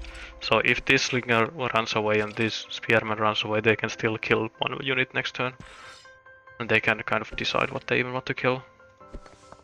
You can kill either this 5-strength nomad or this upgraded slinger. I think you would have to go for the... Now that Mojo has shown that he is willing to upgrade in your face, I think you kind of have to kill these 5-strength units now.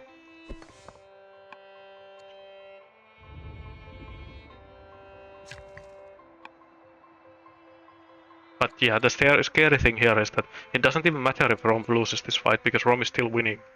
If you look at Rome's build queues, it's just acolytes and then the capital, the champion seat is building units, but everything else is just in eco mode. While Carthage is in full, basically, It's red all over. This is repairing and everything else is red. I mean, decrease in the capital to be able to defend. So this is definitely a way bigger setback in Cup for Carthage, even if he wins this fight.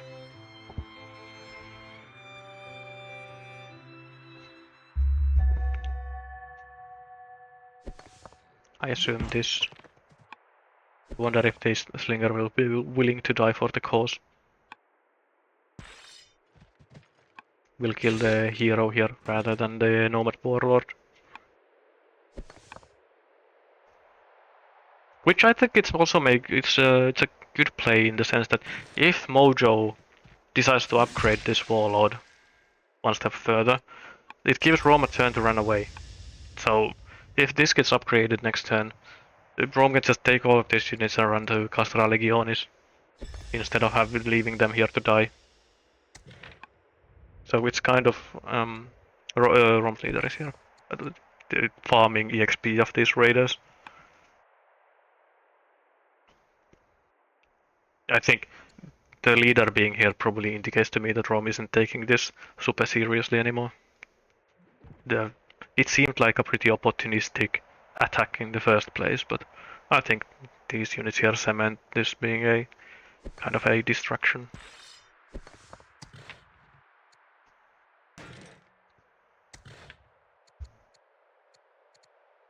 Oh yeah, these are nomads, so they do get the plus 25% on being on arid. I was wondering why it seemed to die so slowly.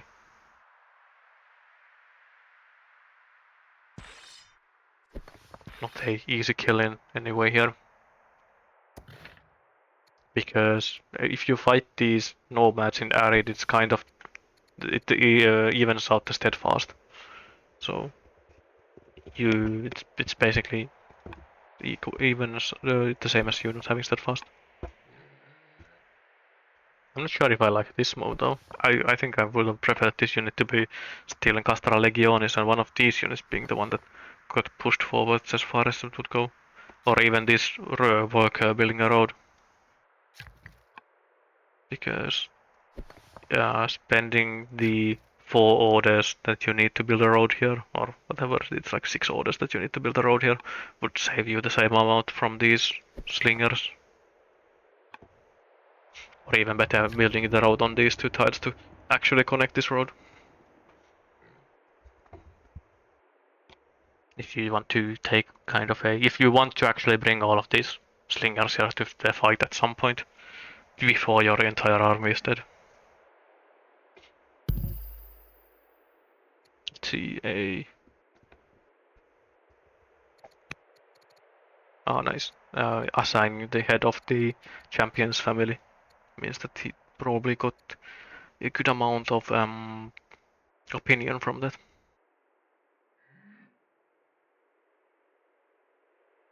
No, it's plus 40, but you do get some bonuses from not being employed when you put the family head somewhere.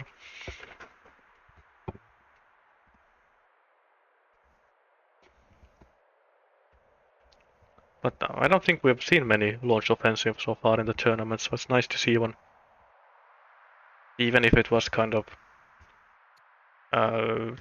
foiled by the city placement here. It was still powerful, but it wasn't quite as powerful as it could have been. At least the head of Judaism does like Rome as the queen as well, so makes the internal politics easy once Rincewind starts converting the families. Lots of commanders here, with the head of Judaism being commander and the Fabian head being commander as well. Let's see how Mojo responds here, because he can decide to either go for kills or go for upgrades. Let's go for kills.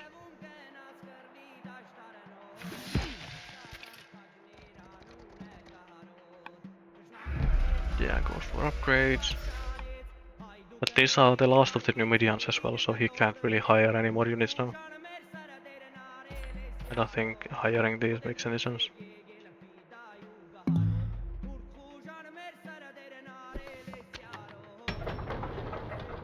Interesting. Yeah, must have come from here. Just wondering where the slinger appeared from. Building a road.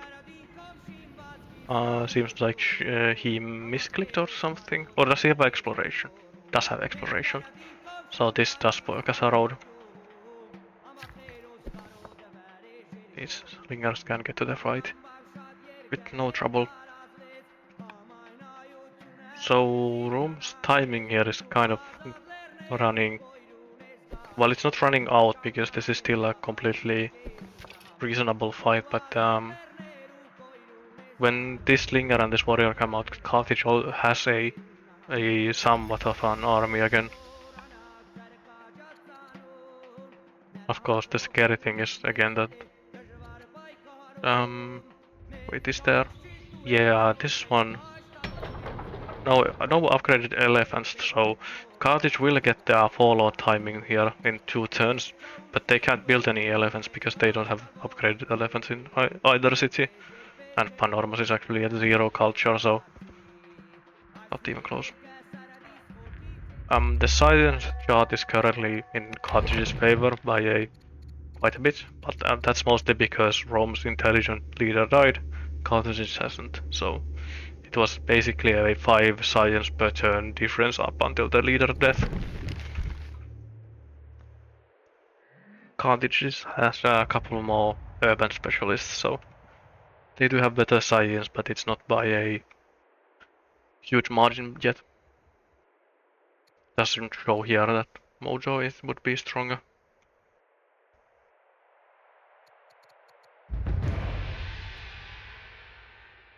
Or generals feels like a free ambition. Generals, yeah, there's plenty.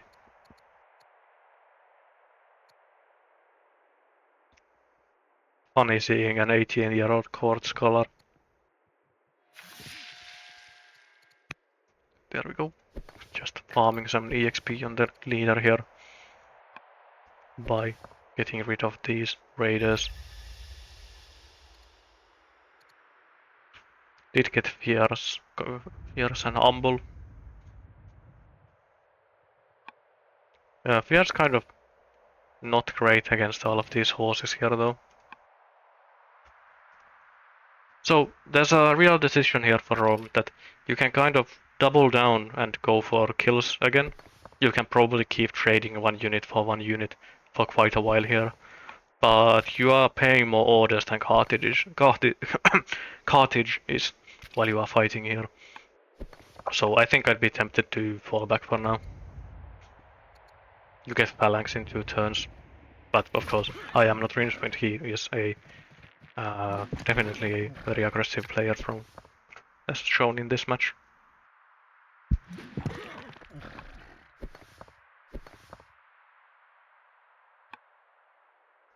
I think it's completely fine as well. This is kind of playing into Rome's advantages as well, though. When you are trading 1 unit to 1 unit, and you are Rome, and you just have 12 more training across your empire for free, you kind of are winning when you are trading 1 unit for 1 unit over the long term, as long as you can afford it as well, though. Which is Rome's economy is actually surprisingly healthy now. Alright, because the commander has lots of discipline, so the real downside of the Roman economy early on was that their money income was so low that they had to sell a good amount of their resources every turn just to keep afloat, which really dug into their iron income, so they are still kind of far away from actually affording Hastati.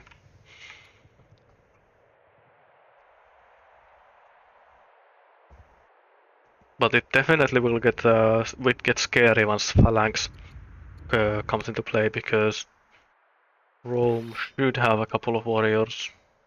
Actually, only 1 here. But this unit can get pretty far and then get upgraded into a spearman. And The spearmen are so scary, especially because this is a champion's warrior. So champion spearmen absolutely shred through these tribal horses. And these are both melee, yeah.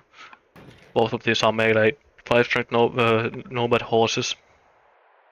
So they will absolutely get destroyed by spearmen.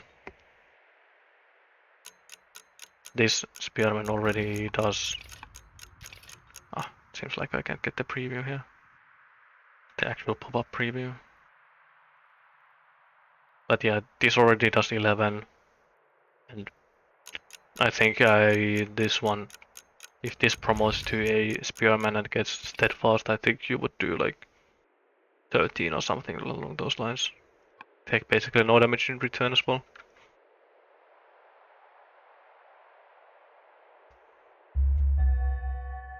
I don't think Rincewind is still treating this as a game-ending play, because if you think that you are winning the game right here, right now, I don't think you even bother with these raiders.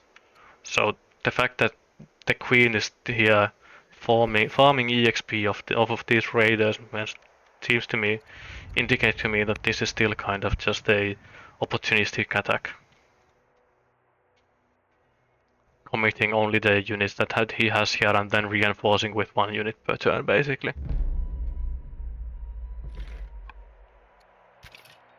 But now the scary thing is that you... No, this still does worse than I thought it would do. The king is severely ill and doomed, so Mojo's science will nosedive next turn. Will drop down to 34, I wanna say. Let's see if 34 is correct.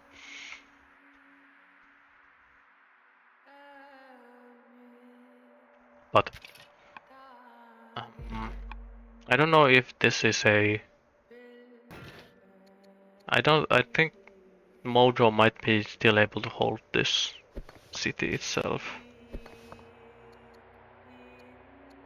This tough urban slinger.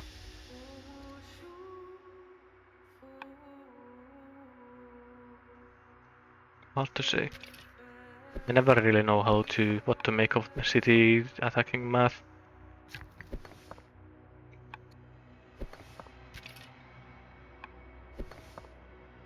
But even if Rincewind can just bring these slingers forward, and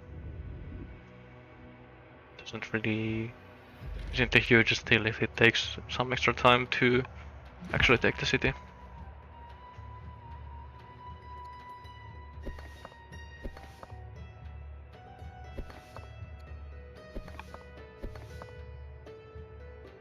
Yeah, 4 damage for 4 damage here.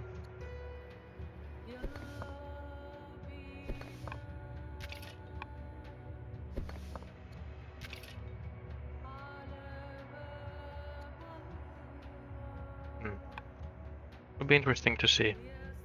A nice thing for Carthage as well that they will get the 4th law here, and the 4th law will be served them for some extra orders, so will mean that they aren't even that order constrained.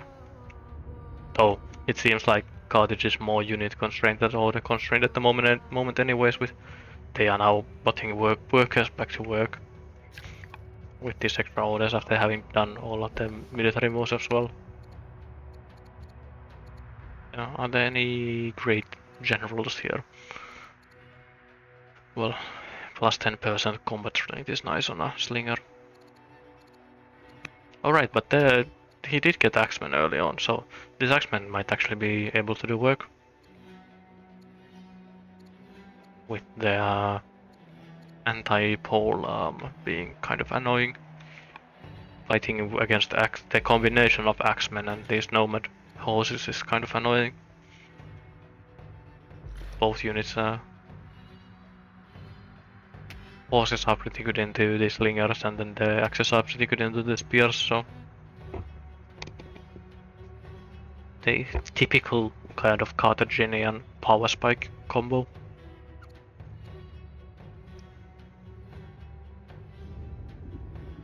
Actually, well, we'll see next turn if Rome has eyes on these units. Carthage does see here as well that Rome still has units defending the homeland against these raiders. So he knows that Rome hasn't gone all in either.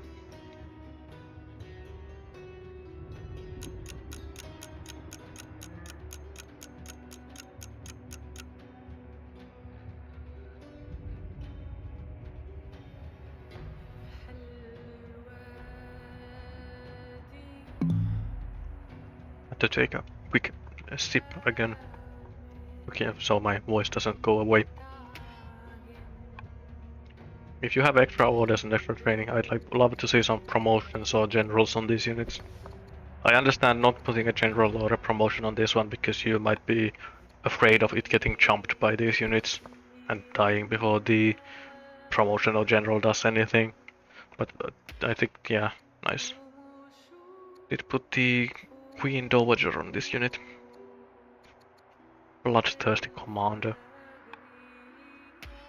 Now if you can get the commander on this one as well, it starts getting pretty scary with these commander combat bonus access next to each other. They can start doing a lot of work.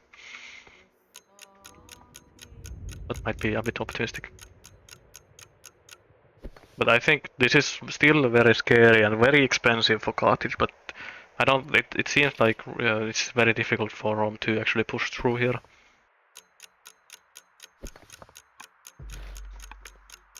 You'd either need to kind of. I think the most reasonable play here is to retreat. You might want to spend a couple of turns on these low, very unupgraded slingers to maybe kill this worker. But I think you kind of have to respect here that whatever you won't be able to break through the city before these nomads will clear you out. So I think Rome also has to retreat here. So we can check cartridges now. New, yeah, 36. I think. Did I call it completely correct? Did I say 36 or did I say 34? But they did. Mojo did lose a most of his, well, not most of his science, but we did go from 46 to what was it, 36? So minus 10 science.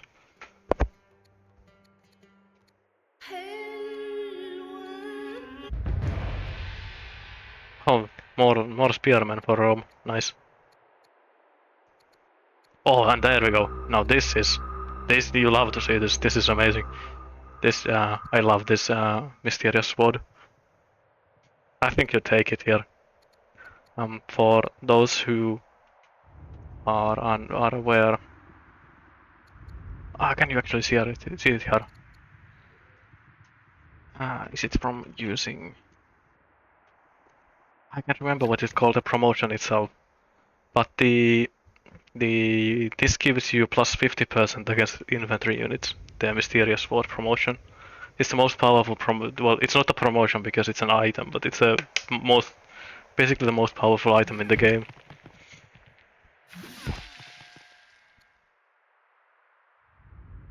Crazy strong once dead.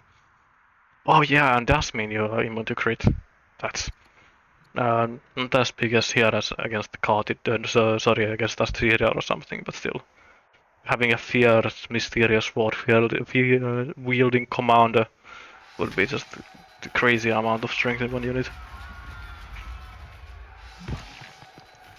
Actually, what happens if you have the first level of the mysterious sword and you die with it? Do you actually get to put it in a museum or does it disappear with the king or queen? I know that you can put it in a shrine or something if you take one of the coward options that doesn't make your leader a massive one-man army. Oh.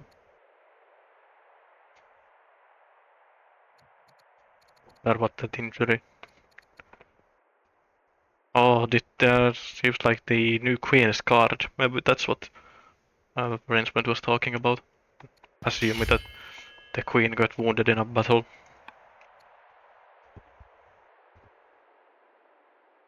I'm aware that it's event-based, but I wonder if there's an event if you die without any of those events having fired yet. If you only have the stage one, kind of, because this is the stage one is you get the sword, and then stage two is that you get an event that makes you do something with the sword. So this actually turns into something usable.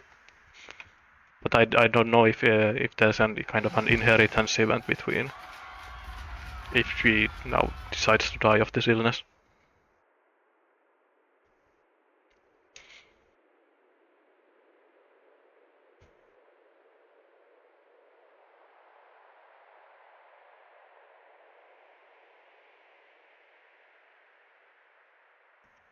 Now, and I called that this attack from Rincewind is I call this a gambling with house money. That you have these units here after clearing the camp, so you might as well push forward. I'm not sure if this is still responsible gambling or if this is throwing good money after the bad. Because this next turn, oh, he doesn't actually see the Axeman, so it makes this a bit more reasonable.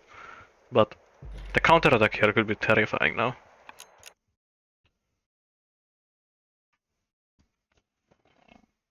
Oop, sorry. Was supposed to mute and then I unmuted at the same time. I actually had to burp. But this might be so throwing good money after bad. So this could be a big attack here. So I think you could lose multiple units this turn, and then you are forced to retreat. Even this unit can actually force march into the fight, I think. Yeah, it's 3 turns. 3 extra moves. So this order income does not look great.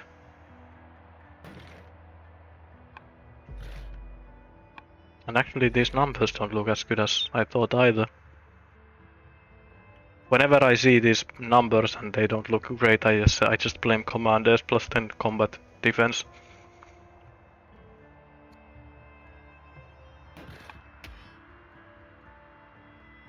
But it seems like you can't kill more than 2 units here as Carthage. Now, I don't think Rome's counterattack is much better than that either, but still. Looks uncomfortable.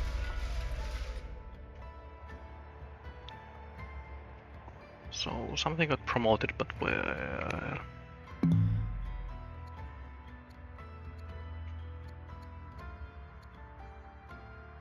Ah, there we go. It was last turn that the queen got wounded.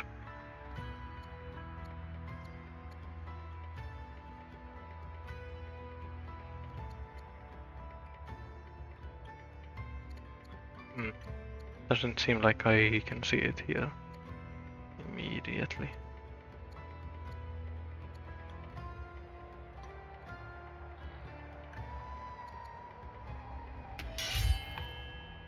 Oh, there we go. There's also some raiders from the Thracians coming towards the backline.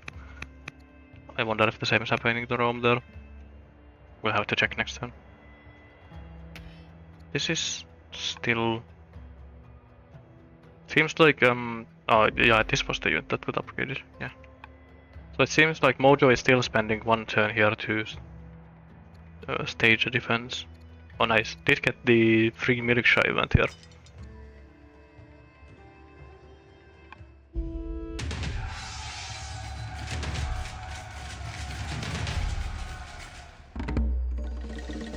So it does mean that this city is very unlikely to fall now.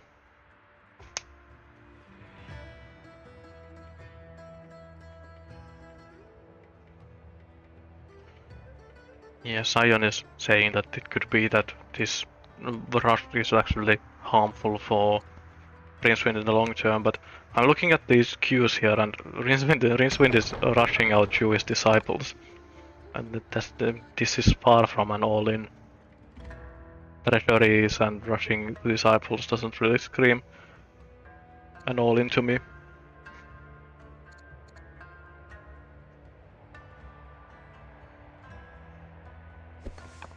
Yeah, but I don't like these. Let's see what happens here.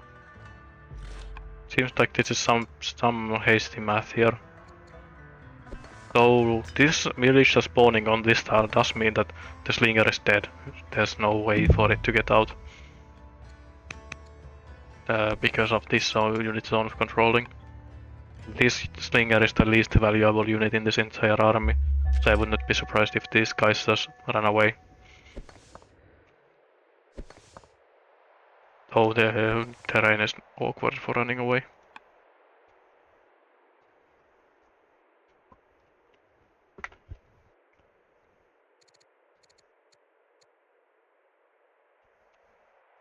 Let's see.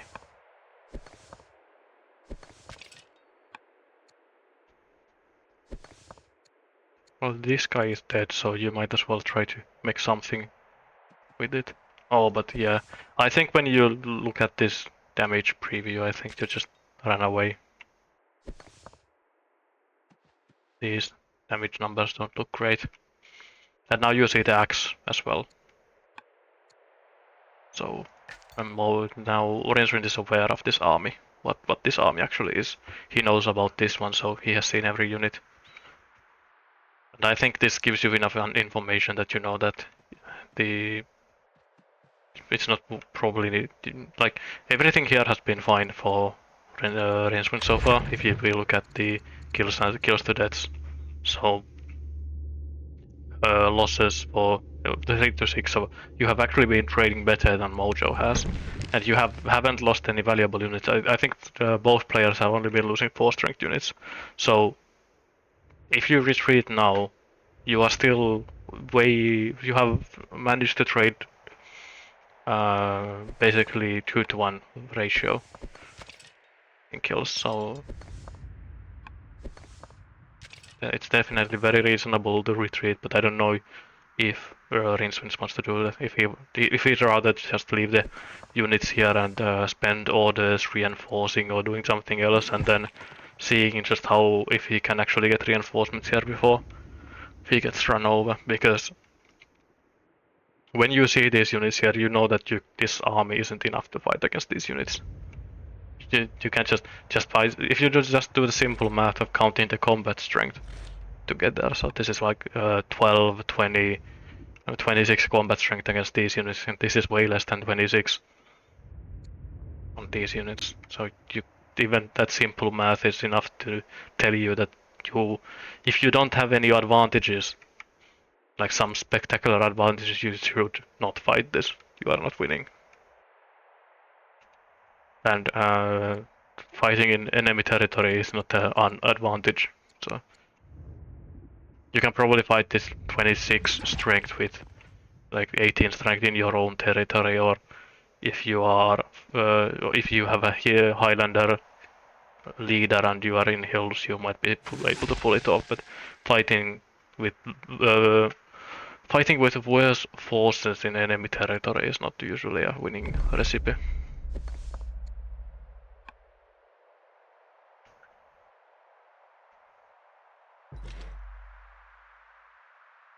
The only kind of wild card here is this spearman,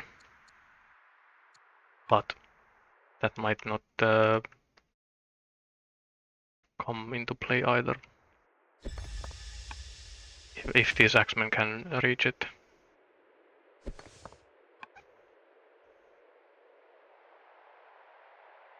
Still, it's still kind of awkward for Mojo to reinforce this as well, because this road isn't complete, because the worker got killed before it could road this last tile. So you can get pretty far towards the city, but you can't make it quite the entire way, and you can see it with this axeman. Especially this further back axeman is actually pretty limited in its movement. Get on these sandy hills. But there we go. Actually retreating here. Spending some time back. Kind of doing it half and half, so retreating 2 units and leaving 3 units. Which probably means that all of these 3 units are dead, if I had to guess.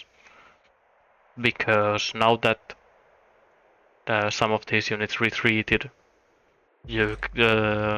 Mojo can zone of control block this furthest back one and kill the 2 that are forwards. So I think I would have liked to see these units retreat as well.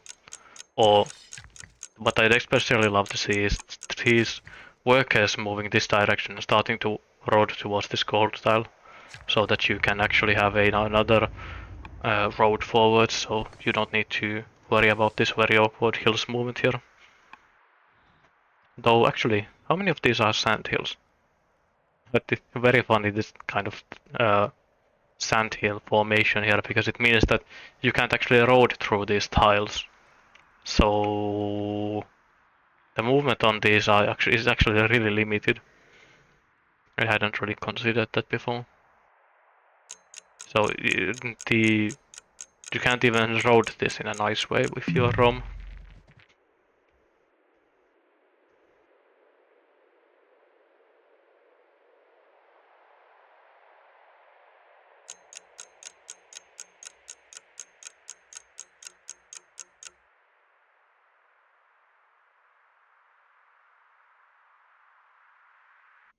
I think ROM spent multiple increments of the extract time there.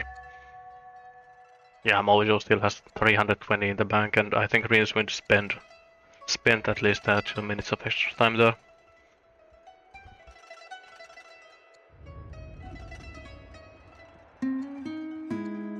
And lucky getting 3 tribal sites here. I think there are three tribal sites on the map total anymore. So you just kind of have to take an opinion on it. But those are nothing that was super meaningful, at least at first glance, so I think you can clear out a good amount of these units now.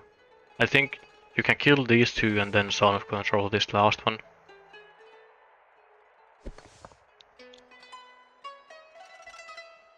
Quite far from your own launch offensive though. Had to spend a good amount of training on upgrading into these 6 strength units. Well, wait, actually, I have to check this. So, Rome did get Phalanx last turn, but instead of upgrading, he decided to move this warrior all the way forwards here. Could have left it in Castra Legionis and upgraded it into a spearman instead of moving it so far forwards. Does have the resources as well. Might be that probably was actually under quite a bit of time pressure at that point.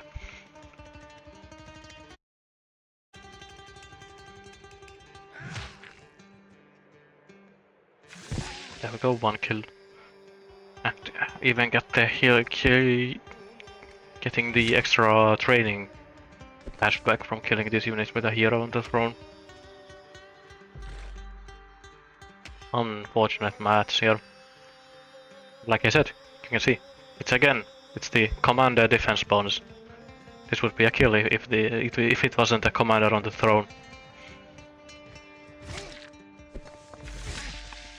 Well, it still was a kill, but it took a tiny bit of extra effort. And actually, it caused a tiny bit of extra effort in the way that this nomad that could have been on this tile, on this sand tile, isn't standing there, so this slinger can now escape. So it turned 3 kills into 2 kills.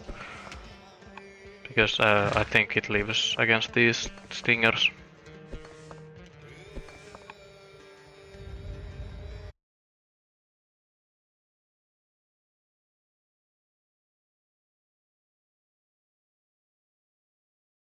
So let's see. Definitely a order crunch for Carthage. It grabbed the 4th law. We'll have elephants in 1. It get developing here as well, so we'll be able to grab.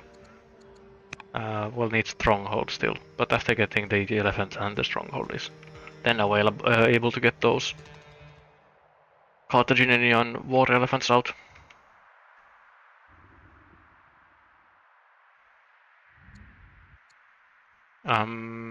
Though the resource income isn't super nice for them. Kind of awkward to actually get units out with these resources.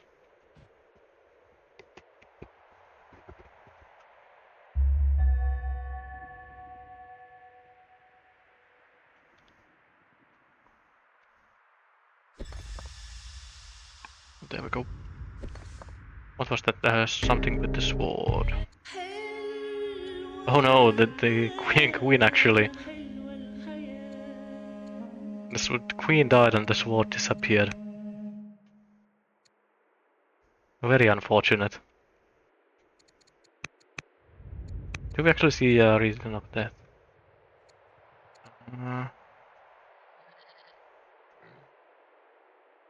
Oh, she actually did die of the illness and did lose the sword. And well, that's very unlucky. Maybe it really was a cursed sword. Ah, yeah, but I do like this. It's a couple of turns later than I would have liked to happen, but the road is still going that way. Did get the zealot on that round. Unfortunately, it looks like she wasn't trained. This looks like default zealot stats with a one townside.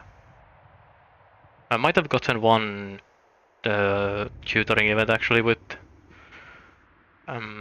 yeah, has gotten one tutoring event because she doesn't have a negative wisdom. So we can take at what the ROM's internals look like. So not great, not terrible in terms of opinion. Judaism, one city, but I believe I saw there's a disciple, yeah. Jewish disciple there. Could go for the Jewish wonder. What's it called? The Temple of Solomon. Could afford it by just selling a tiny bit of something and buying stone. Though Rome is again in the same position as they were early on, where they have a negative discipline ruler on the throne, which means that their money income is really bad and they kind of have to sell their resources to keep afloat. But luckily, having a zealot on the throne means that you can get a good amount of. Oh, nice. Okay. Oh, this is one of the things that Sion was talking about last time. That greed is actually part of the group of traits that actually has some really good events. And you can get 940 gold just from being greedy, as well as the bone dice. But still, 940 gold is this. It's like infinite. It pays for 10 turns of your negative gold income.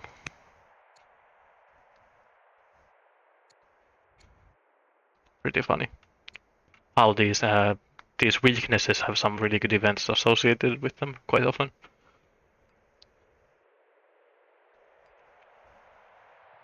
But so the ROM, yeah, with the Zealot on the ROM, they have the ability to hurry production with training. So it's actually really meaningful to see where or what this disciple does. So the greedy play is to go for the Temple of Solomon, but if you want to kind of do something right away, you want to spread this to the city that has the highest growth, and then spread your other disciples from there.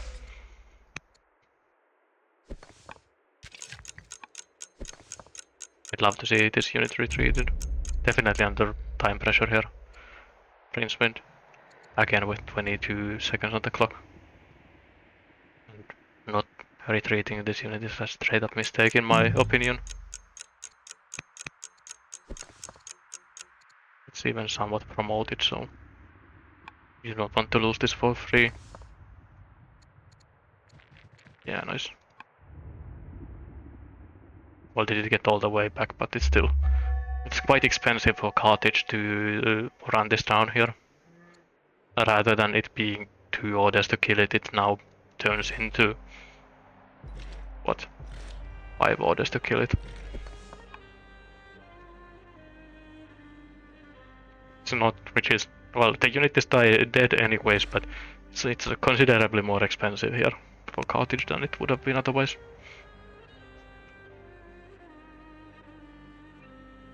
Let's see, actually Zoroastrianism spread pretty well.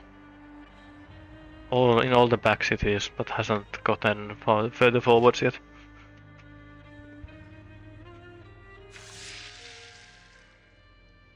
Let's see. Yeah, I did grab the kill here. I wonder what happens next. Does he try to push forward here, or will he be happy what he has gotten? I think I'd be tempted to take this slinger kill here, but because of the swamp being all the way across the coast, it's pretty awkward to actually follow this up, because now this Axeman is in a pretty scary spot with the negative defense from being on a marsh tile. Taking damage as well.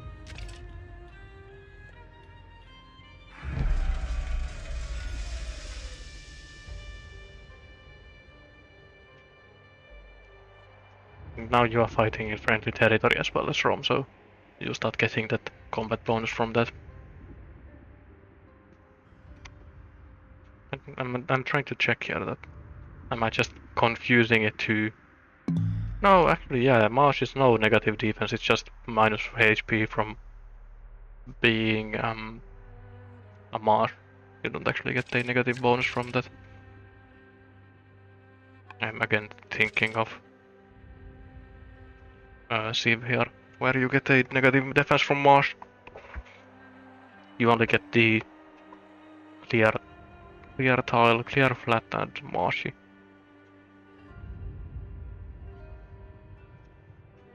Does mean that this unit will take one tick of damage, but I don't think that will end up mattering here. But now this is actually kind of scary for Rome again.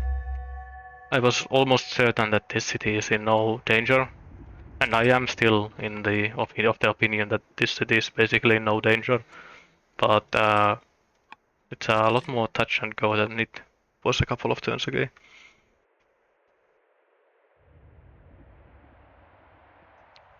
I'm sad that this marsh tile doesn't have a farm on it either. Rome does have centralization. Be an infinite improvement in food income per turn. Oakville is a good pick here though for Rome. I think this is also one of those situations that it looks a bit scarier than it actually is. The scary part here is that these are 6 strength and these are 5 strength, so it's a pretty decent amount of concentrated force in a couple of units. But Rome just has so many units that this is 3 slingers, 4 slingers, 5 slingers on the way here. Yeah, 6 slingers on the way here even. And then you have these couple of units, so as long as these units don't die here on this turn, you probably will be able to defend this. We do an order count here. Rome is still leading by a good amount. Looked like Rome even got a decree here. Yeah, did grab a decree too. So 38 orders is plenty of orders for this. For turn 48. So as long as Rincewind doesn't do anything too hasty here, and just retreats these units somewhere where they don't die, I don't think the city is in any real danger. Could be that he is kind of disconcerted by having so many rulers die in such a short amount of time. So it's been, yeah, the king died on 38. Then there was the regent stepped away on 41. The new queen ruled 5 turns and died again. So it's a lot of leaders dropping in a very short time. This is kind of scary though. I don't like this, because now there's a chance that both of these bears are dead. A non-zero chance that both of these spearmen are dead. I mean, I guess you have such good scouting here that you know that there are no follow-up units that can actually make it all the way. But if there was even a single slinger here, or if a slinger completed here, there's at least one of these axes would have killed these units. I mean, even here, even still, I think this spearman is dead. Because it has taken 1 point of damage. And this is 16, 19. Actually, no, this is only 1. How is this spearman so tanky? It's just from friendly territory and tough. Means that it's difficult to kill. I guess you can force much here. No, it's still not enough.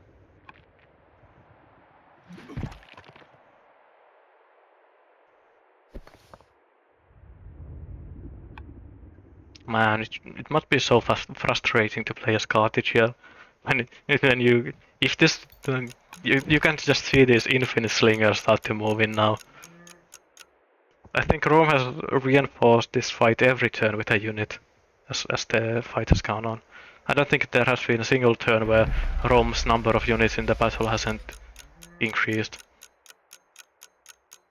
So if we look at the military graph here, so we can see that Rome is losing unit, but he's replacing the units at the same time, while Carthage, this big jump is from upgrading the mercenaries to 6 strength. So Rome has been rather historically accurate, I suppose, but Rome has been very good at just replacing their losses constantly. It seems like Mojo is retreating here. Might be, yeah, takes the opportunity here to clear the camp and move the settler. So we'll get his last city. Well, last city until he might try to clear these Danes. Has dropped below 200, so no chance for a tribal alliance anymore.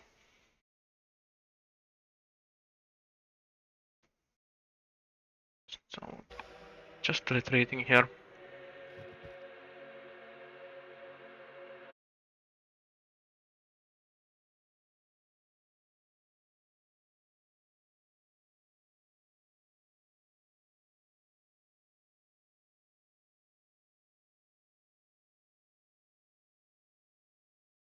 Now, the $1,000 question is that is Rincewind going to follow him back towards Hipporegius again? Again, I don't think you should, but Rincewind has been playing so aggressive this entire game, but I think there's a chance that he might actually just chase here.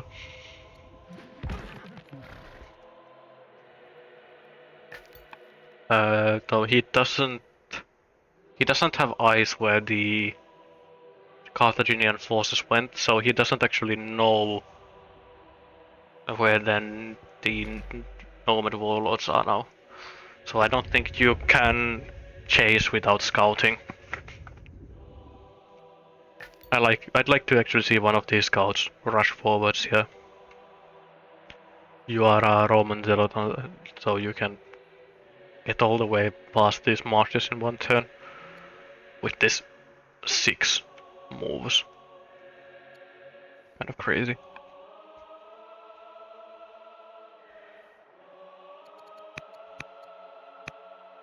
So who is actually Carthage's? Oh, there's a commander next in line as well. A bitter ranger.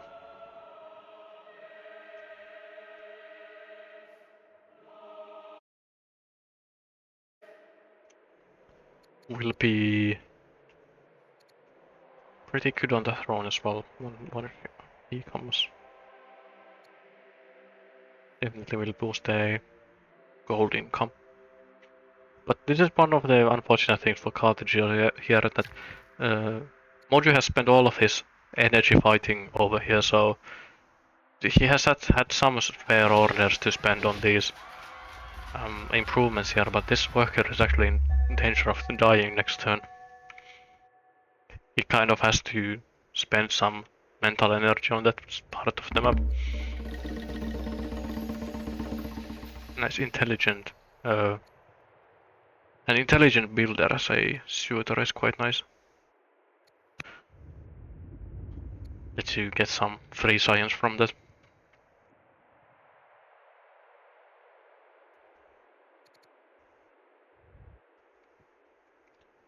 Rome is now definitely deciding to go on war footing again. These are some very hard build queues on his side of the map. 3 slingers, 2 spearmen. All of the money that he got from the event last turn is disappeared already. 980 gold, I think it was. It's all gone. The disciple did go to the capital, and the capital is building disciples. So no, actually an acolyte instead of a disciple.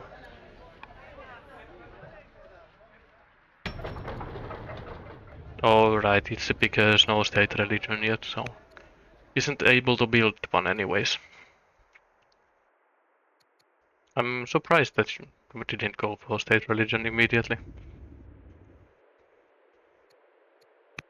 It's not like there's any particularly pressing uses for civics other than grabbing the whole the religion.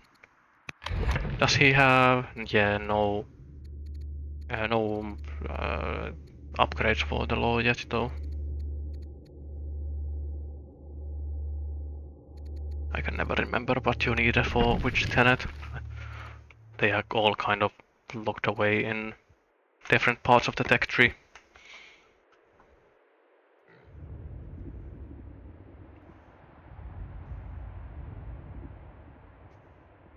But this is kind of reaching a stalemate again. And when I was talking that I'd love to see one of the scouts here move me, so Rome force march it all the way across the swamps into watching the Numidian city site here. So Rome has basically perfect vision here. Well, perfect vision on everything that might come forwards. I'm actually surprised how much of the Hipporegius they still see. Must be just because of the border proximity here, giving basically perfect vision.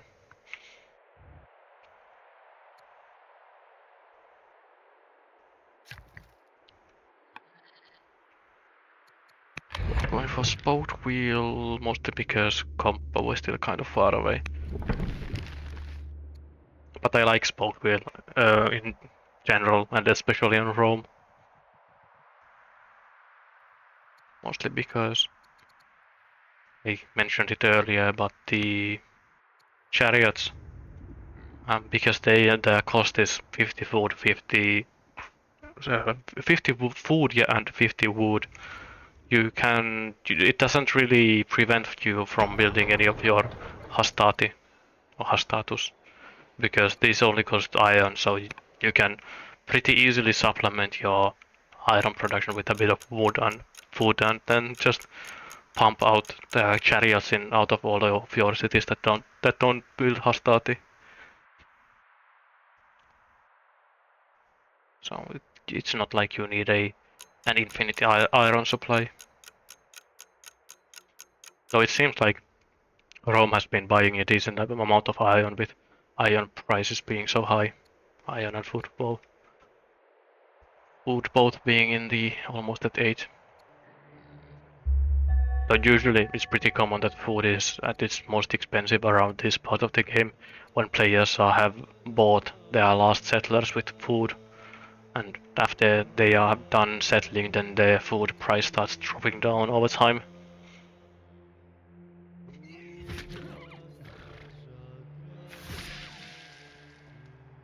There goes the city site.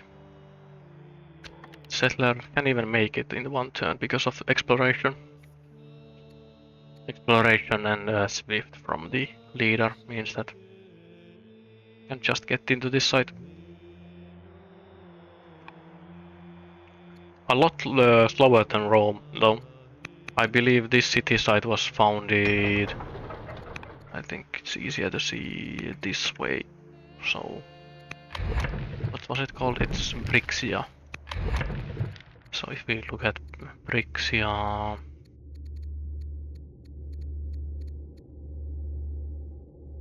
turn 26 for this city, and Carthage is settling that same site at 49. So this is a lot slower for Carthage. Almost double the time.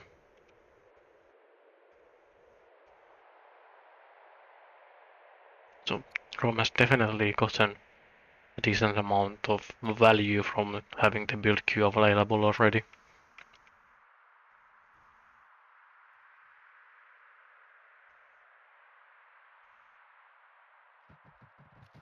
Now I wonder what the next plan is here. Because I don't think Rome can push forwards here. And I don't think Carthage wants to push forward here either.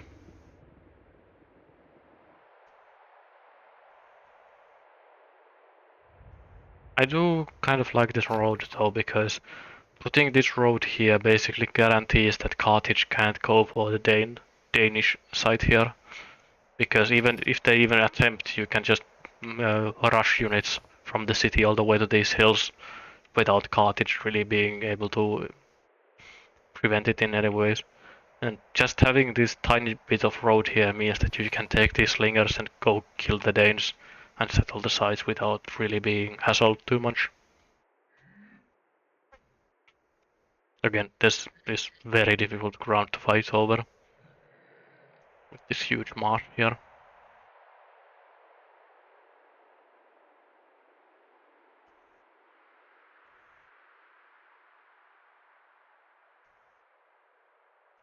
I do wonder why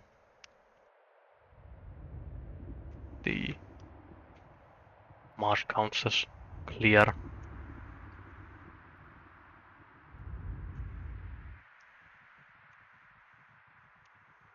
Having, as someone who lives in a country that has a lot of swamp in it, I can tell you that swampy terrain isn't particularly clear most of the time.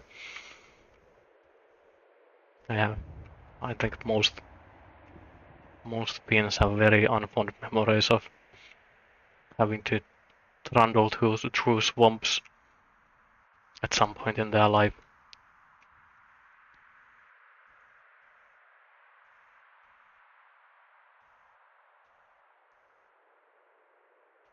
But yeah, definitely this is just a kind of setting up from Carthage and Rome both here. Rome is spending some time influencing the Jewish patriarchy, I assume. Yeah. So getting some positive opinion with the religion. Let's take a quick look at the graphs again. So science, yeah, this is what I figured would happen. So when Carthage's ruler died, it basically evened out the difference in science between the two players. But Carthage is enjoying from a decent lead, a lead by 300 science total. But their incomes are basically even. Can also see here the effect of the attack when Rincewind started to attacking towards Carthage because there's no science growth in the last 10 turns. There's no sources of science have been added to the Carthaginian Empire in this entire time. Same is true for Rome to a lesser extent because they did. Rincewind did build a couple of these urban specialists. But these science rates are pretty low for this point in the game. It's the pretty common heuristic is that you get one science per turn, so at 50 you would have 50 science, so the players are barely over halfway the target.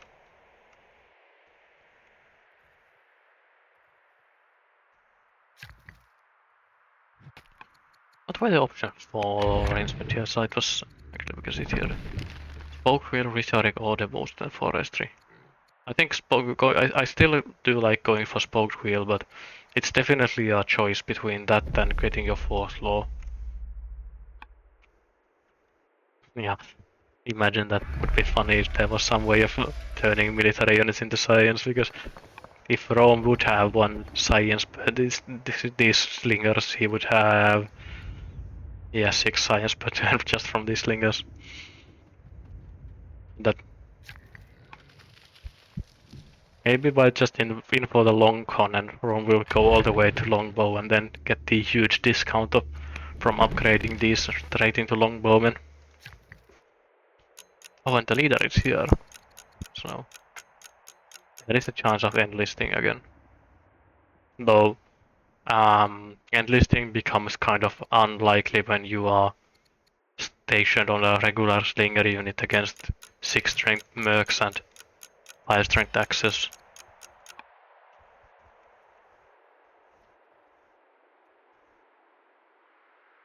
Rincewind is definitely running out of time as well.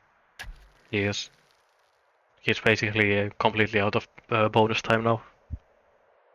I believe the players only get 20 seconds per turn, and Rincewind has spent all of his. The only extra time he has is the extra time that he gets every turn. Oh. Expensive for a mercenary elite for Carthage Town. This is the place where you love to see a exploration law when you get a pop-up for air education for your stepdaughter second in line or third in line. Just send all the stepdaughters out to the world exploring. Let's see what else he picked. Ah, but the second line it died. Very classic. Very classic tactics student dies in, what's it called, the event? It's the training accident event. Number 1 killer of royals in all of Old World.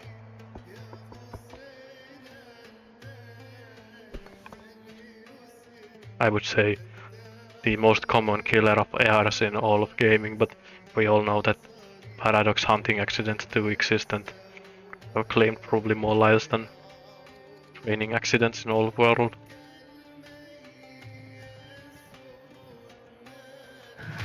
I like this. I figure this is something. This is basically a completely free kill. There's no way Rincewind can respond to this in any reasonable way.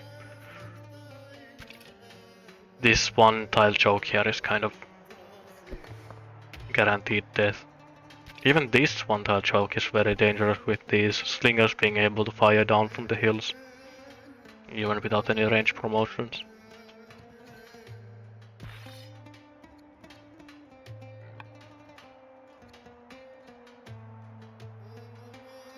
I wonder if Mojo can actually make use of this free elephant here. It seems kind of difficult with these small chokes. Seems like Rincewind will have the ability to have spearmen blocking it pretty much wherever it goes. But it's very hard to overstate how powerful it is to have a single unit with route in your army.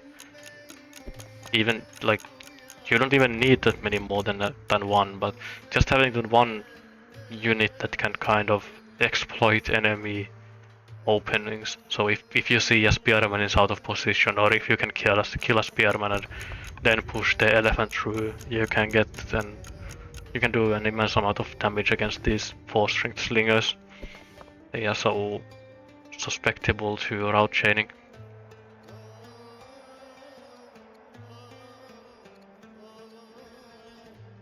Unfortunate for Mojo though that he picked the uncompletable ambition. So if we go back and see, so this is clearing 3 tribal sites ambition. There are currently 3 tribal sites in the game. There's one in the middle with the Danes that he probably cannot really go to. And then there's one in both corners. And there's no way that he will clear this camp before this ambition expires. It would take so much effort trying to get these cities' borders down to the ocean. Because this is the only city that Carthage could build a boat from. I mean, I guess you could get one here, but it's an unreasonable amount of effort to actually push the borders to the sea.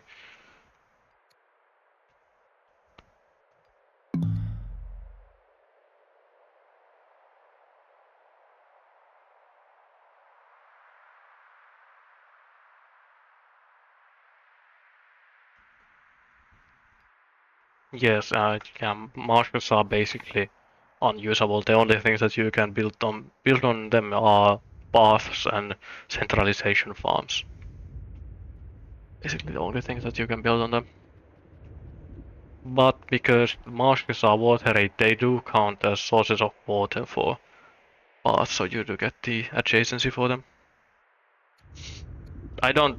This is one of the things that I don't remember off the top of my head is that the central you can build centralization farms on them, but I don't remember if they still drain your health after the farm is put on top of them. I think they shouldn't, but I'm not sure if they do. Which is I am actually ashamed of myself as the centralization farm enjoyer.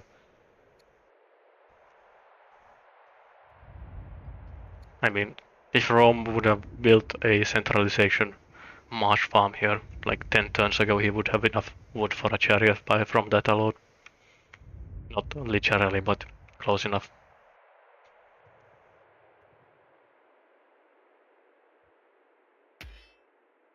So this spearman is probably dead, if I had to guess. Might be that he doesn't have... Yeah, all of these slingers are completely upgraded, so it might not be dead. But it's very close anyways.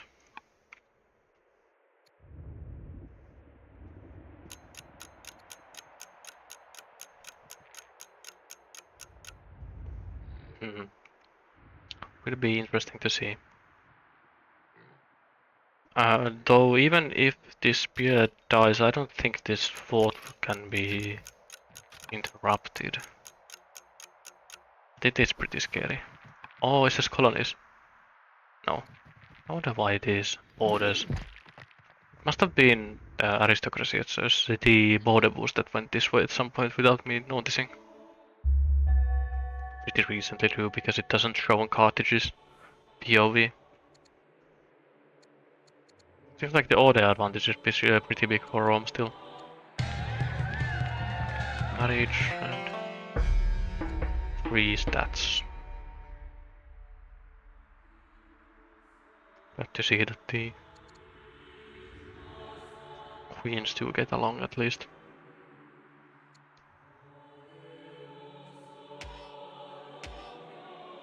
There was something.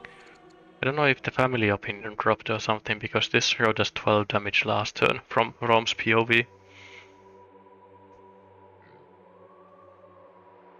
And with 12 damage there was probably a kill with 10 damage. I don't know if you can get to killing range anymore.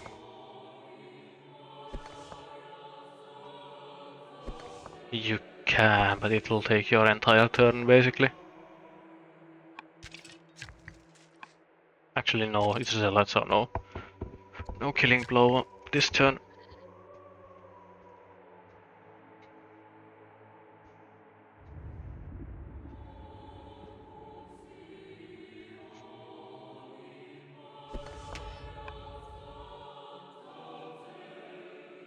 It's definitely optimistic for Carthage to go, it's for Rome to go for the Danes here. Kind of scary.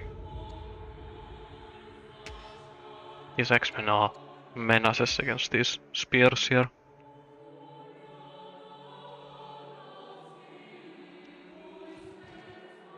There we go and test the smack. There's the attack.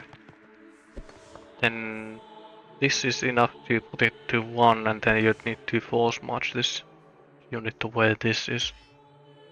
Oh, and there we go. Oh, yeah, launch offensive. I don't know if this is worth a launch offensive, but it's definitely a lot of pressure on Rincewind. I guess he has so much training that it's kind of whatever. Kind of free to use.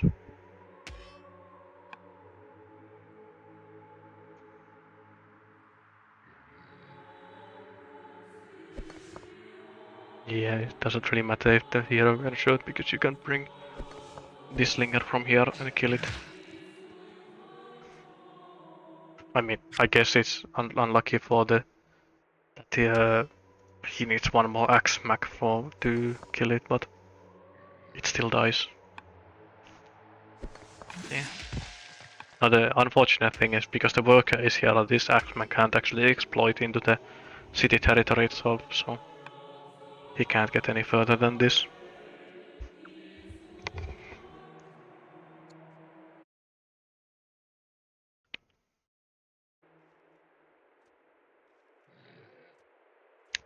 Yeah, the problem for Rincewind here is that now there's a fort here, but he can't put anything into the fort anymore because it will just die before it can actually accomplish anything. Because this axeman is very scary. 6.1 already, and yeah, just look at this. So this 5 strength axeman goes to 9.9 strength in attack. From general adjacency, a double Highlander, bloodthirsty tough, actually double tough and fierce. So it doesn't really matter what you put here because it will just get smacked to death in 2 turns. There's no way you can out-heal this damage for any amount of time. You might be able to rotate units there, so you put one unit there, tank the hits, and then you put another there the next turn and just keep rotating units, but even that is very scary with these slingers. Actually less scary than I thought. I'm guessing that the being in friendly territory helps a lot here. But this is still a fairly ridiculous amount of combat strong bonuses stacked on top of one another. Now if you could put this Queen Dowager on this Elite Nomad Warrior, this unit would actually hit 420 with 12 combat strength.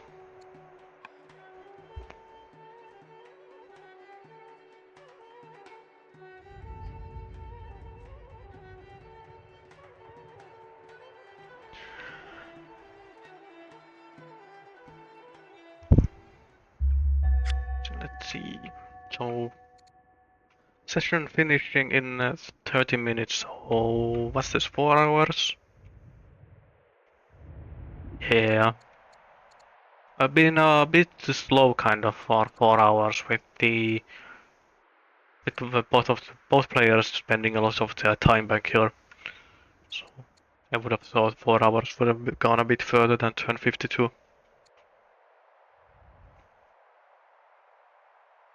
But I am pretty glad that 4 hours is a good limit usually, because I can usually feel my voice starting to fail at the 3 hour or so mark.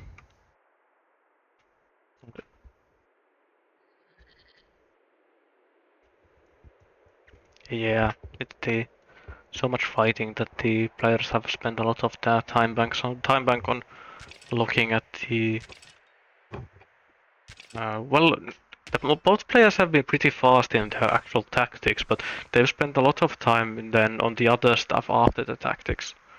These moving units from the back line and managing build queues and stuff like that, I assume, because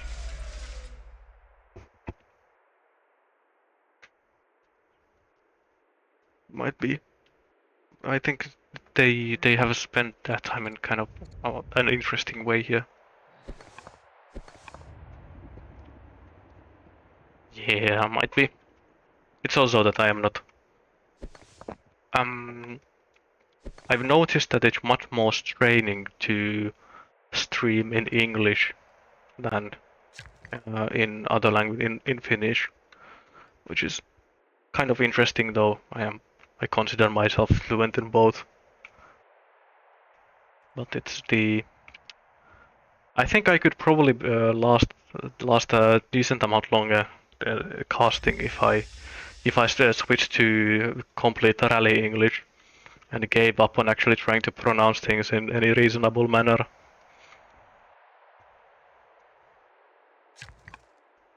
But I have been told that rally English is so disgusting that nobody should ever be subjected to hearing it. Definitely a lull in the fighting here to the moved another zealot here. We block the fort. Yeah, this time with Heckler, so does actually get a good amount of defense bonuses. Though this is still the mercenary one, right? Yeah, it's a mercenary spearman, so doesn't actually get a defense bonus in fighting from fighting in friendly territory.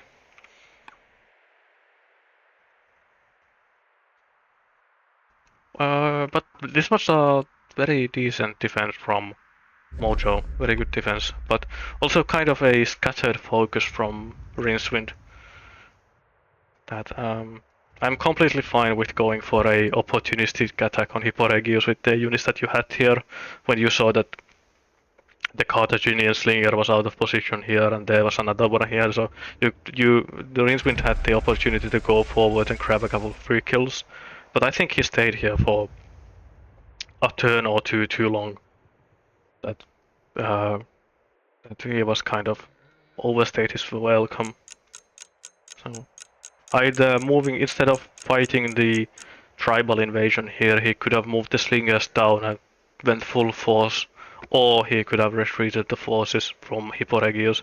But he kind of split his forces in two and kind of didn't really accomplish anything. Ended up losing more units here than he would have.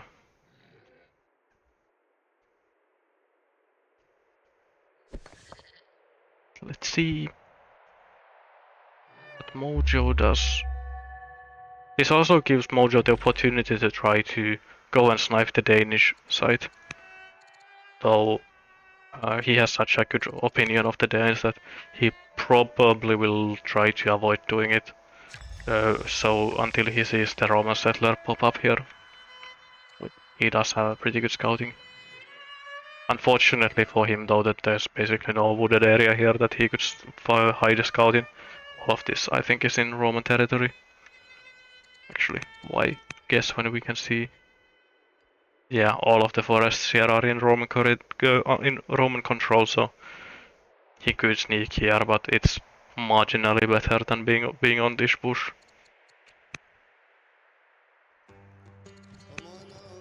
Yeah, but the politics don't seem great. Why is the we are different? You don't follow Zoro. Oh, the Zoroastrians hate the queen. But that probably won't last too long with severely ill and mourning. It means that she is almost certainly dead here. Because oh, can you actually? I don't remember how the events from morning go. That do you need to go to ill, or can you just go from morning to dead immediately? Because I know that you can get the if you go morning, then you can get ill the next turn and then die from ill basically immediately, and it even gives you the died from sorrow or whatever it's called the died from sorrow in the obituary. But yeah, in this case it doesn't really matter because there's severely ill anyways. Did get some good use of her as anyways with the hero archetype, hero combat bonus stacking and swift. Now, with Carthage having stabilized this situation, I'd actually love to see another worker. I mean, he is building one. So I'm guessing that he will be able to road up all of this area so he can actually move around much easier.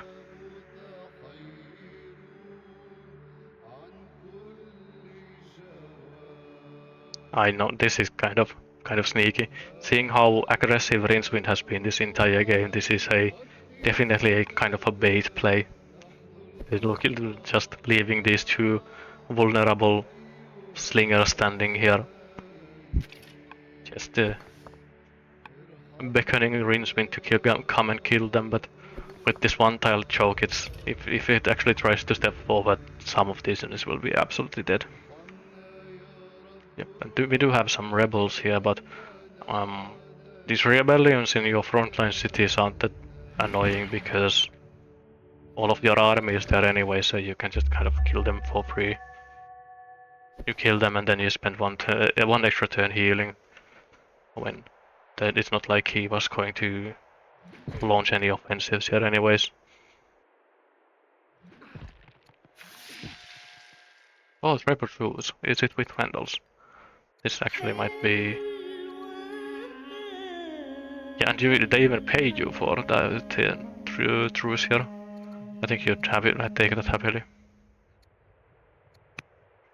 Because this is a very, very annoying tribe here.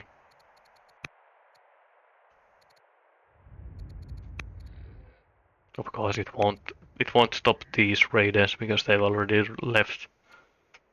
But will be convenient in the future.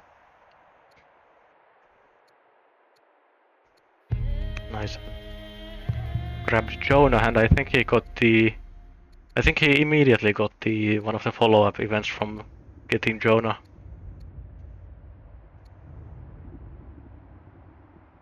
I mean, I think you happily take Rootless from that. I don't remember that. I remember Jonah having some really annoying results from the good options of the first events in his chain.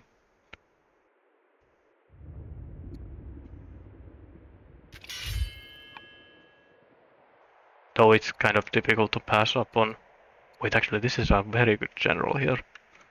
Must be on this unit here. 8 strength herbalist zealot. This is a very annoying unit to try to get rid of. I mean, I guess you'd rather have something like tough rather than herbalist, but still.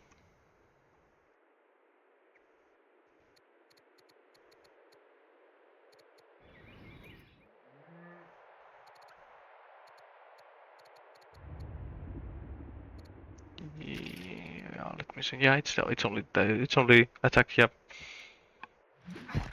Also having a really powerful spearman that is difficult to get rid of. So it's very annoying to actually go. Like it will threaten these horsemen. If even unless you have to spend a huge amount of resources to try to get rid of it. But it's pretty rare to see 8 courage on these non just regular courtiers. It's lots of stats.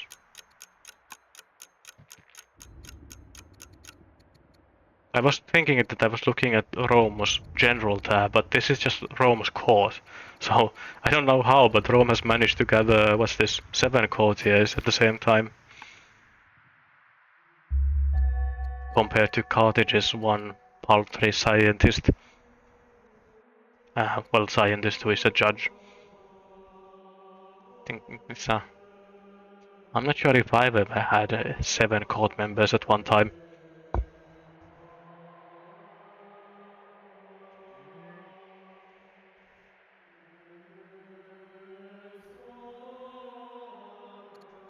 Oh, looks like the queen actually got better. Didn't die from being severely ill at 67 years old. Pretty impressive.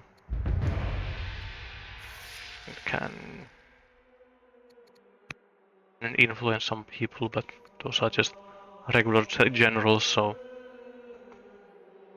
won't probably matter too much. Let's take a look at the military records. So, oh, Carthage has skyrocketed here.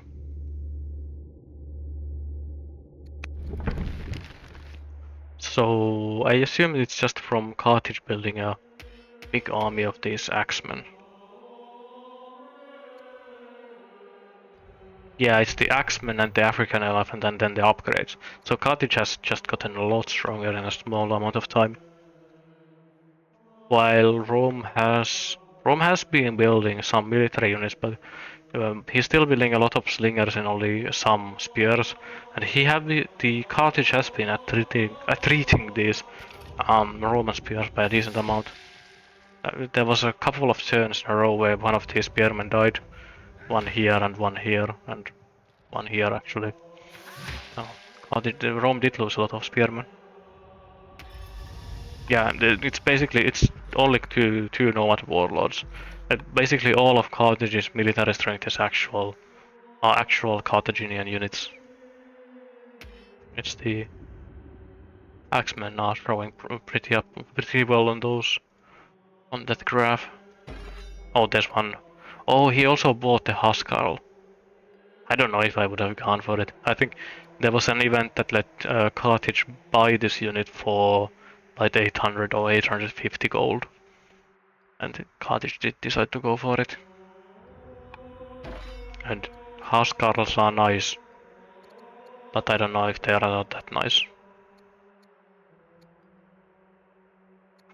Basically a what Axeman plus, I guess. Axeman with 6 strength Axeman.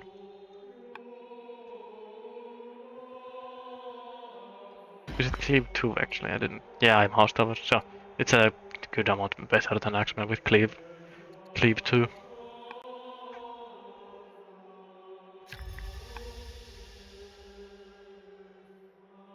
Still getting harassed by these Thracians.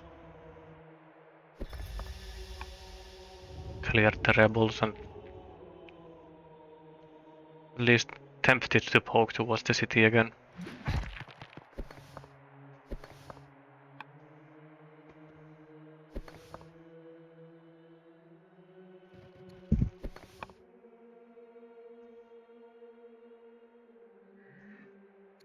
Getting sovereignty. 4 laws for Carthage for quite a while, but still not getting any elephants. Oh yeah. When you see this minus 878 gold per elephant, I think it makes a lot of sense to not go for them. I don't think you can afford to sell all of your resources for a single elephant here.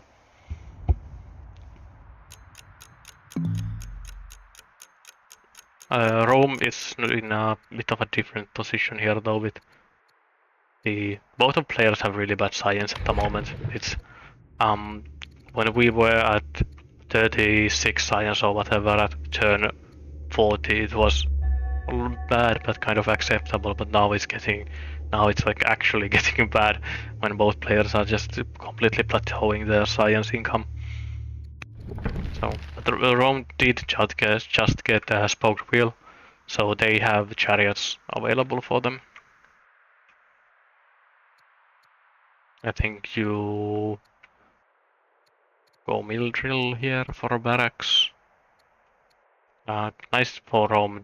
Well, I commented when Rome started taking the spoked wheel instead of going for their 4th law is that the good part about going for spoked wheel beforehand is that even if Rome did go for their 4th law here, they wouldn't have the resources to craft the Hastati yet. So delaying it by a couple of turns wouldn't matter massively. Decent jump in science for Rome. I assume it's from a governor somewhere, because having a chancellor doesn't matter for that.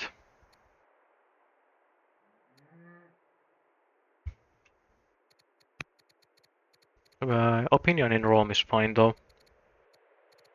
Surprisingly good considering the patrons has no religion yet. These ones make more sense because they get the boost from having religions. No tennis for Rome yet. Not that I don't think tennis would make a massive amount of sense for Rome anyways. Sorry, not tennis, but what are they called?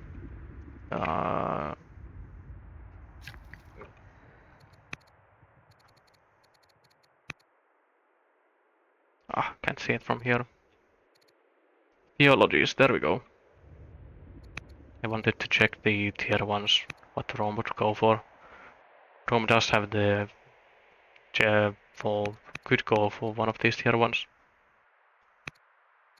I still haven't decided which of these I like the most. I think it's legalism just for the upkeep reduction.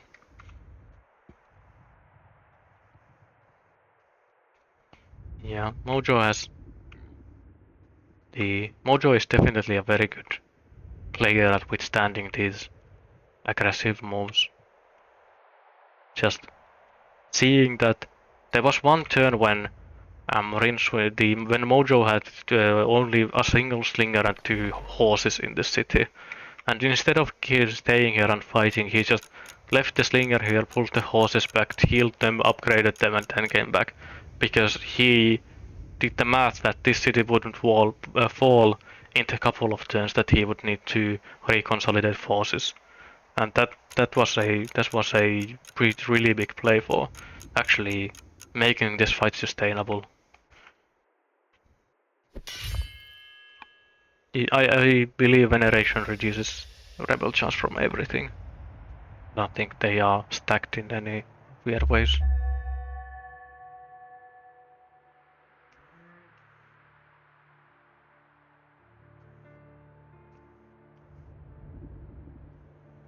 But I tend to like veneration quite. Sorry, not veneration, but the one that reduces your upkeep. Ah, so it's legalism, yeah.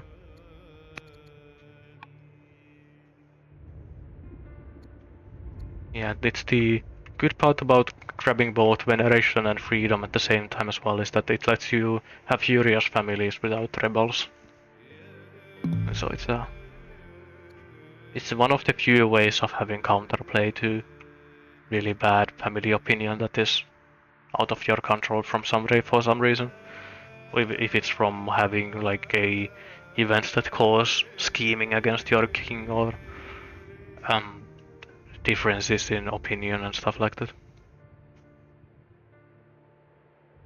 I remember there was one game in this tournament where a player had the nightmare combination of having um, different archetypes with both the religion leader and the oligarch at the same time, combining those for that spicy minus 120 opinion that he really couldn't do anything about. Was very brutal that game. And then there he went for both veneration and freedom that game, and that was the way that he actually managed to get out of that situation without completely being screwed over by rebels. No, it's a shame that I don't remember who that was that in that game. I remember it being a Greek player that had that happen to, but I don't remember who. I could probably find it from my stats pages if I wanted to.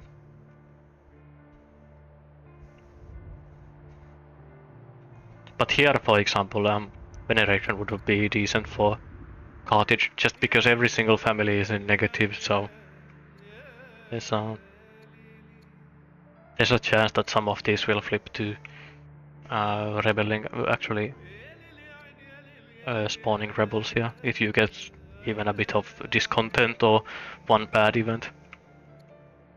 Ah, Zion saying it was Fonder. Fonder that happened to. That was quite a fun game as well.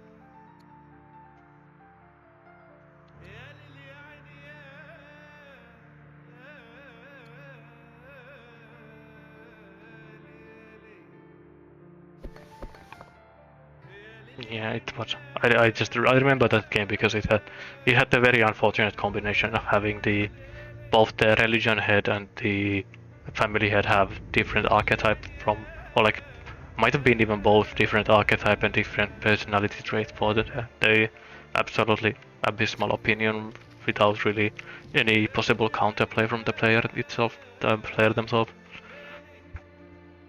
which is super rare, but is possible for that to happen as well.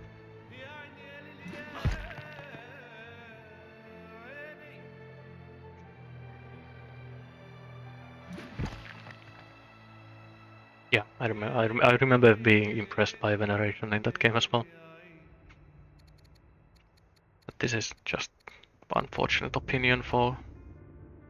Oh, it looks like there was an event that caused disappointed here, and the Empire. So this opinion isn't actually too bad once the queen's once the queen actually leaves the gives up the throne for the heir, because this is what 120 opinion negative from to queen. So this is a temporary thing only. It's kind of sneaky how bad Empires is. Might be it's probably not the worst negative trait, but it's definitely up there in the terms of worst negative traits, because it's so sneakily bad.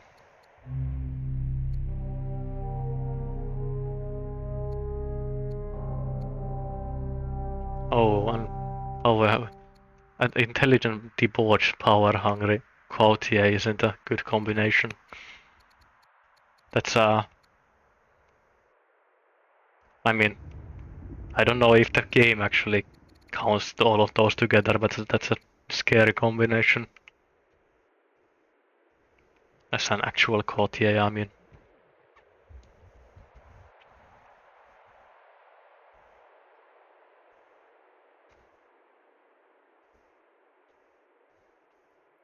I wonder if one of the players will eventually try to sneak units up top through the mountains, through the secret tunnel, through the mountains.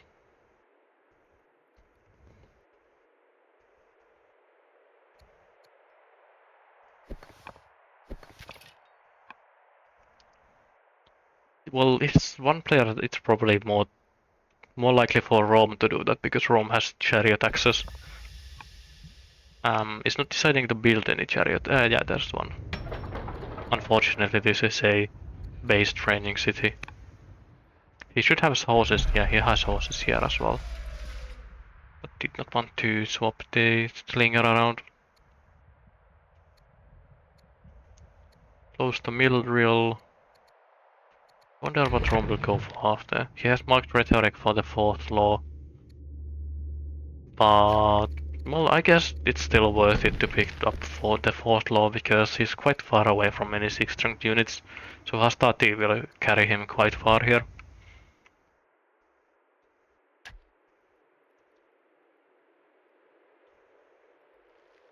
I mean, I think both players have pretty good eyes on this site here with these scouts. Difficult to actually manage to sneak past these. It is pretty funny though to see on these mirror maps. It's quite common to see scouts mirrored as well. Both players sitting in the same place there. Rome still does have better scouting though, with this scout being here near Sabrata. Which is problematic for Rome is that he probably can't really do much about this information that he gets here. But it's definitely starting to look like this will be a stalemate until one player gets onagers. I don't really see a breakthrough before them now. With these very small chokes here, it's so hard to actually concentrate enough power to kill a unit. Well, usually you need to kill like 3 units every turn to push forwards, but there's no way that you can kill even 2 units every turn here. And if you can't kill 2 units, it usually means that you need onagers to actually poke units out of position before you can push. And the map is even such that you can't really even do any naval play. That's actually one kind of advantage that Rome has, is because they have the center site, they could build boats if they want to. Because Carthage still has 0 cities that can actually build boats. So if Rome wants to build a bireme or 2 and go sailing to Panormus, there's not really much Carthage can do about it. But there's basically 0 chance that we will ever see a naval battle. Not quite 0, but almost 0. because Carthage doesn't have police. Yeah, he is taking police though. But Carthage would need police to actually get to the sea.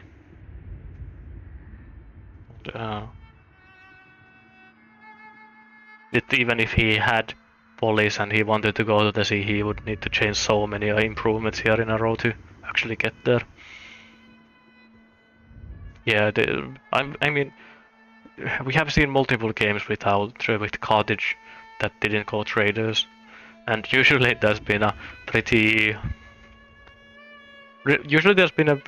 clear correlation in traders being present and Carthage winning games. So it's I probably could check, but I'm almost certain that Carthage's loss rate goes up by a factor, by a huge factor, when traders aren't present in the game.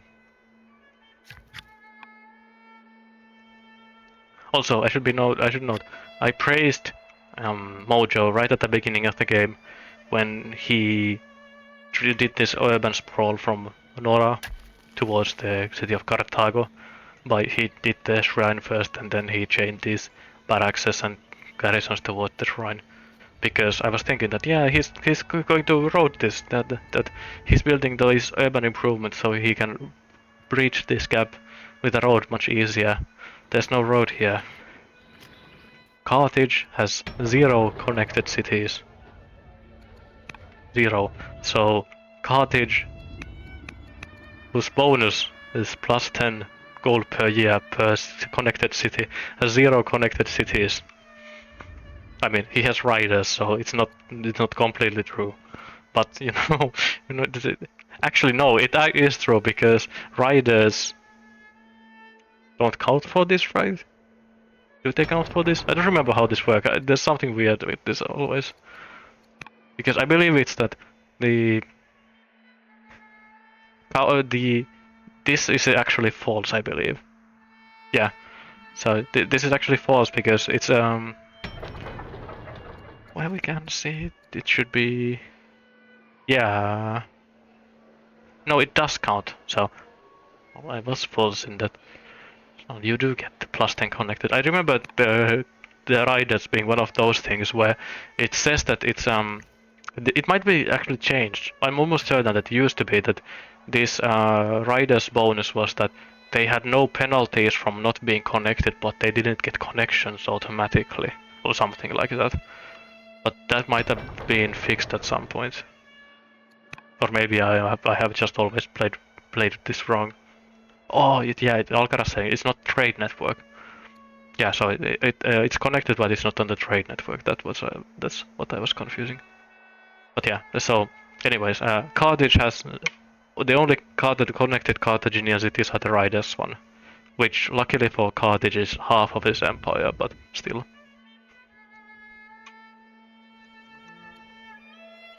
Meanwhile, this is one of the things that I praised Rome for as well, but that this Roman road network is very good. It basically immediately connected all of his cities. And I am almost certain that if we look at this here, so sorry, not this, but where is the total population? Mojo is leading now over Rincewind, but there was a good amount of time where Rincewind was leading in population even when Carthage was running festivals. And Rome has 0 investment in growth anywhere, aside from this one, right? He has no granaries, he has no farmer specialists. While Mojo has been pretty good about building this growth area here. Yeah, but seems like we're wrapping this session here with on turn 56. Seems like this game will go on for a decent amount here as well. I assume the next stop for both players will be machinery for onagers. Seems like the easiest way to break this stalemate that we're currently in. Will be fun to see the next session. Strong plays from both players overall. I don't think the maybe the Rincewind's push here might have been a bit too over enthusiastic in the end, but I liked it at least. The idea behind it and the execution up until the last turn or two turns. But definitely unorthodox to see a orator on Carthage as the first ruler. I don't think. I mean, the horsemen that were hired with legitimacy were the ones that actually saved the day in the end. So I guess the orator paid off, but I could argue that it was a bit of a self-created problem in that way that going for something else than orator would have probably made it so that you didn't need to be saved by these Numidian mercenaries.